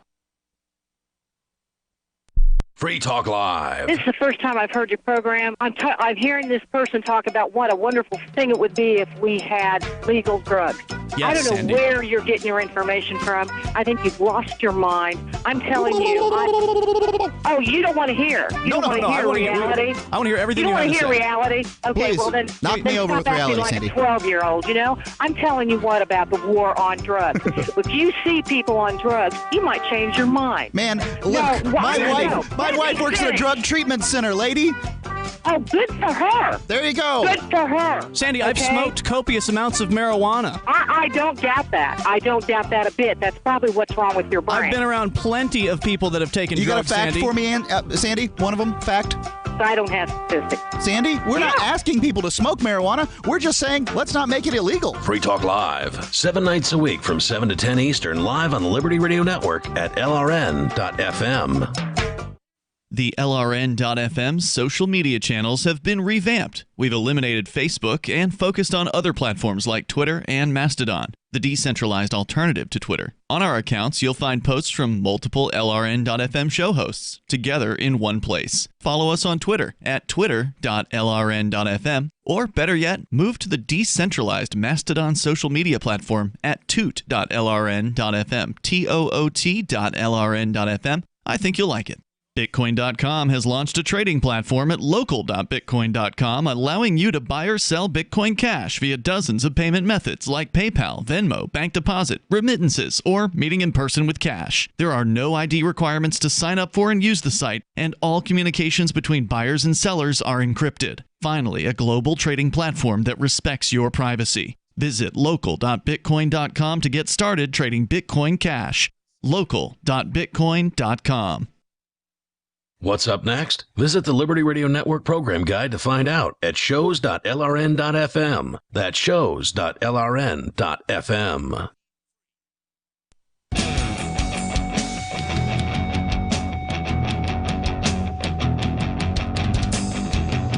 Free Talk Live. Moments remain here. If you want to join us, you can. Toll-free number is 855-450-FREE. It's 855-450-3733. We have the Discord call-in lines as well. Discord.lrn.fm. You can join us there. Join the conversation around the clock, actually. There's people in there all around the 24-hour time frame because, well, this is an international program, so people are listening at various different times throughout the day and the night. And you can interact with a bunch of them over on our Discord server at discord.lrn.fm. Let's bring David in New Mexico on the line here. David, you're on Free Talk Live. Yeah, speaking of international, third world country, New Mexico. Okay, welcome. Yep. Yeah, thank you. By the way, one of the lowest IQ of all the 50 states. Yeah, I'm proof of that, President man. company Tell? accepted. Hey, man, you insulted me? Oh, wait, no, you were complimenting me. Yes, he was. Yeah, we got high IQ here, man. So anyway, let's see. Because nobody loves you. Nobody loves you, man. So on your screen there, court rules, but it ties in like this. If you don't get a sizable percentage of the population to start pushing back on these people, like judges, for instance, we don't have a chance. Everybody's got to start pushing back. Yeah. And so that's where the court rules. Well, you're not come in. going to So, get everybody like, to do it. I mean, if your plan requires everybody to do it, you might as well forget about it. But if you got 10% of people to push back, that'd be pretty significant. Well, we low IQ people here in New Mexico are starting to push back. Like if you go into a courtroom, like I was in a courtroom telephonically the other day, and I listened to the people coming before me. They're like, "Yes, Your Honor. Oh, I'm sorry, Your Honor. Oh, I didn't know that, Your Honor." Yeah. And then I come in there, Pathetic. and Yeah, and then I come in there and I noticed that I don't know who this judge is, and I've been on the phone a half hour since the very beginning, and she's never introduced herself, and so I asked her to identify herself for the record because I haven't heard that, and what I get is I don't think I have to answer to you, and what I say is objection. Yep. And then she starts to tell me to be quiet. And what do I say? I say objection. And why am I objecting? Because I know the courtroom rules. And in most courts, in fact, I'm sure in all of them, there's a rule that has one number or another number. And what it says is about courtroom decorum. And so if I'm in the courtroom, if I've been summoned to court by my government to answer to something which could possibly put me in a concrete and steel box, This is rather serious business, Your Honor. And when I follow the rules and object in a professional manner to something that doesn't seem right so that I can preserve my rights for appeal, and I say objection, and you come back with, I don't think I have to answer to you, that's rather unnecessarily argumentative, and it violates the rule on courtroom decorum, bitch. Damn. So... That's what you really wanted to say to her. Well, I have said those things to them. Wow. Yeah, and I did. They didn't send men with guns to your house to arrest you on contempt of court? I'm guessing he excluded bitch. No, not yet. Not yet. But when men with guns come, we just have a good conversation and talk smack about the judges anyway. So. Listen up, Judge. I'll see you next Tuesday. Right. That's not something I would want to say to a judge. You may get more than just a contempt hearing. David, thanks for the call, man. I appreciate the passion, and thank you for sharing that. By the way, I am going to be at a court in about 5 days, and I'm hoping I can convince some other people to wake up early and come out and join me for this, because it's the first court hearing that New Hampshire has had in the last 5 months. Is this one of us, or is this just... No, it's just a court hearing. Just a court hearing. Yeah, I want to see what it's like. I want to see what they're doing now, because they've totally rearranged the courtroom. Interesting. They're going to try to keep the public out. So I'm going to try to get in, and we'll see how that goes. So the final thoughts here on CoinDesk. Bitcoin's stolen revolution. The guy writing the story at CoinDesk.com is Evan Shapiro. He's a crypto guy, but he does appear to be a bit of a fanatic of Bitcoin, although he has rightfully outlined some of the problems with Bitcoin BTC, the original, the big Bitcoin, right? The slow, the old, the unupgraded Bitcoin. And he's pointed some of these things out throughout his article. And he points out that he believes that it's difficult to get into cryptocurrency.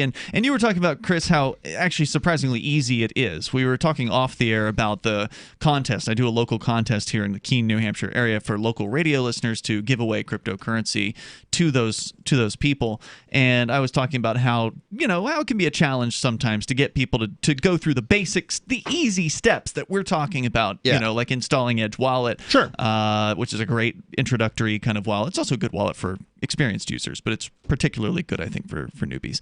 But sometimes it just gets stuck on some of the real basics, or just even finding the time, or what they can perceive to be the time they're going to need, even though it's not as long as they think it's going to be, to get through these things. So that's one of the big challenges, is just getting people to stop for 10 minutes and focus on something new, open their mind to try something different.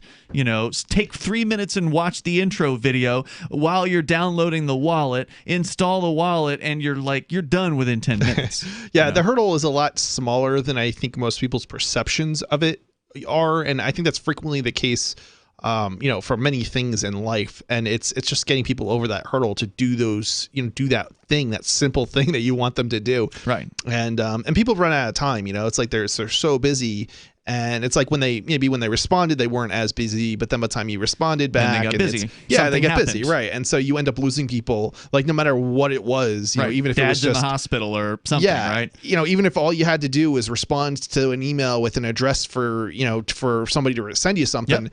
They may just not get to reading the email, because lots of people don't read their emails. So, but one of his legitimate concerns, I think the most legitimate concern here, because I get where he's coming from with the miners, but again, as we pointed out, you can quit Bitcoin and join Bitcoin Cash, or you can join Dash, or one of these other. There's staked coins as well. Yeah. There's all these options, but I think his biggest concern in this story is the Coinbases of the world. These big, the equivalent. Sure. Coinbase is like the Bank of America of crypto. They're this massive institution. They've been around forever. They're completely obedient to the government. And they have all kinds of know your customer, anti-money laundering requirements that make things difficult. In fact, one of our chatters in the DLive chat at dlive.lrn.fm, why did I choose this user? That's his name. He says the difficult part is getting it without know your customer requirements or getting scammed on some of the sites like Local Bitcoins or local.bitcoin. Call me. Well, how do they get in touch with you, Nobody? What's the best way? Yeah. Email? You can get in touch with me at electnobody.com. Just send an email to anybody at that address, or invisiblehand.com, since it's really a church project. Or I'm sorry, invisiblehand.church. Okay. Because it's really a church project to get to get crypto out there. You can get me through the DLive, or through the Discord server. If you send me a private message on that, I'm not on very much, but so email's the best way to do it. Would you say? Email's probably best. Until we can remove these big barriers, or these barriers, he says, big tech exchanges are the only option. You may not be a customer of Goldman Sachs or Bank of America yet, but you're dealing with the same type of players with a different face, setting the rules to maximize profit from you for their shareholders and collecting every mouse click and transaction. Crypto was supposed to protect us from this, but instead it's given us new names with the same misaligned incentives. Crypto wasn't supposed to be like this. We wanted a permissionless system where users set the rules. We wanted a revolution. We got a new financial toy for a small handful of wealthy companies and individuals. Some may say that's exciting, but I say crypto can be more. If this is the peak of crypto impact, we're in for a sad reality when we wake up and realize that all we did was transfer financial power from an old guard of centralized institutions to a new guard playing the same game. This revolution isn't over, but we urgently need to steal it back. That's what he has to say. Well, come up with a better system. I mean, that's this is what's great about crypto. It's it's one of these things that you have the ability to fork it, and that basically means you can copy and paste some code, and if you can make the right tweaks and you can get people on board with it, you can do better. I like fork them if they can't take a joke. I like the decentralized exchanges. Absolutely. I think I think they got promise. I like Atomic Dex as my favorite of the decentralized exchanges that I've seen so far.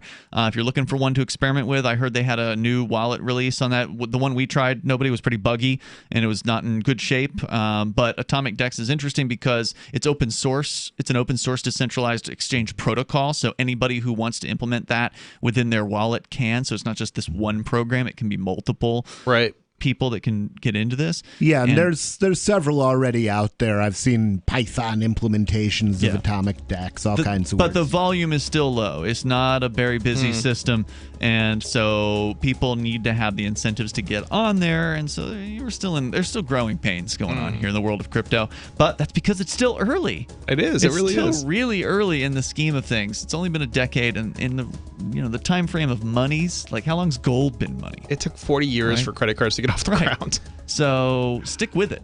And if you're not into it yet, get into it. We'll see you tomorrow night. Remember when you first heard about Bitcoin? How long did it take you to realize this little project would soon change the world? Do you kind of wish you had got involved sooner? Well, now is your chance to be a part of the next revolution in money. Intercoin is working to finally make crypto go mainstream. It's designed to be scalable enough to support everyday payments and even elections without the state. Bitcoin was originally supposed to be a peer-to-peer cash system, the way we would all pay one another without having to trust any third party. But instead, over time, it mostly became a store of value. That's because every 10 minutes, the Bitcoin network must put all transactions into a block, and that block can only hold so much. If crypto is to become mainstream for people to use it for everyday payments, we need a new architecture, one that is as secure as Bitcoin while being far more scalable. Check out intercoin.org to find out more and maybe pick up some of those coins for yourself. I'm crazy about My Magic Mud. This is the most important oral care product created this millennium, and I'm not kidding. We all have different opinions on politics and issues, but we all have mouths. And I want yours to be as clean as possible, with teeth as bright as they were meant to be. I will never be without My Magic Mud. It's a little surprising, but man, does it work. If you only listen to one thing I say ever, go to mymagicmud.com and get 20% off with code FTL. mymagicmud.com, code FTL. There are lots of ways to listen to Free Talk Live. Our podcast has been around since podcasts began, and now the FTL feed is loaded with content besides our full show archives. Did you know that we make it easy for you to customize your podcast subscriptions? We have different feeds, one that includes only our full shows, one with just the Daily Digest, and our main feed that includes everything. You decide what you listen to. It's quick and easy to customize your feeds at feeds.freetalklive.com. That's feeds.freetalklive.com. The latest episode of Questioning Authority is next after the news on the Liberty Radio Network at LRN.FM. The vote is out. Fox News, I'm Mary Corsetti. The UN Security Council has defeated a U.S. resolution to extend the UN arms embargo on Iran, with the Trump administration getting support from only one country. Today's vote in the 15-member council was 2 in favor, 2 against, with 11 abstaining. Russia and China strongly opposed the resolution, and it failed to get the minimum 9 yes votes required. This as the president is hosting an event with the New York City Police Benevolent Association at his golf course in New Jersey tonight. The president announcing he's accepting their support for his re-election in November. It's my great honor to proudly accept something that Pat's going to give me a little while, so I'll hold off on the word endorsement, but he's going to give me an endorsement, I understand. President Trump also received an endorsement from the nation's largest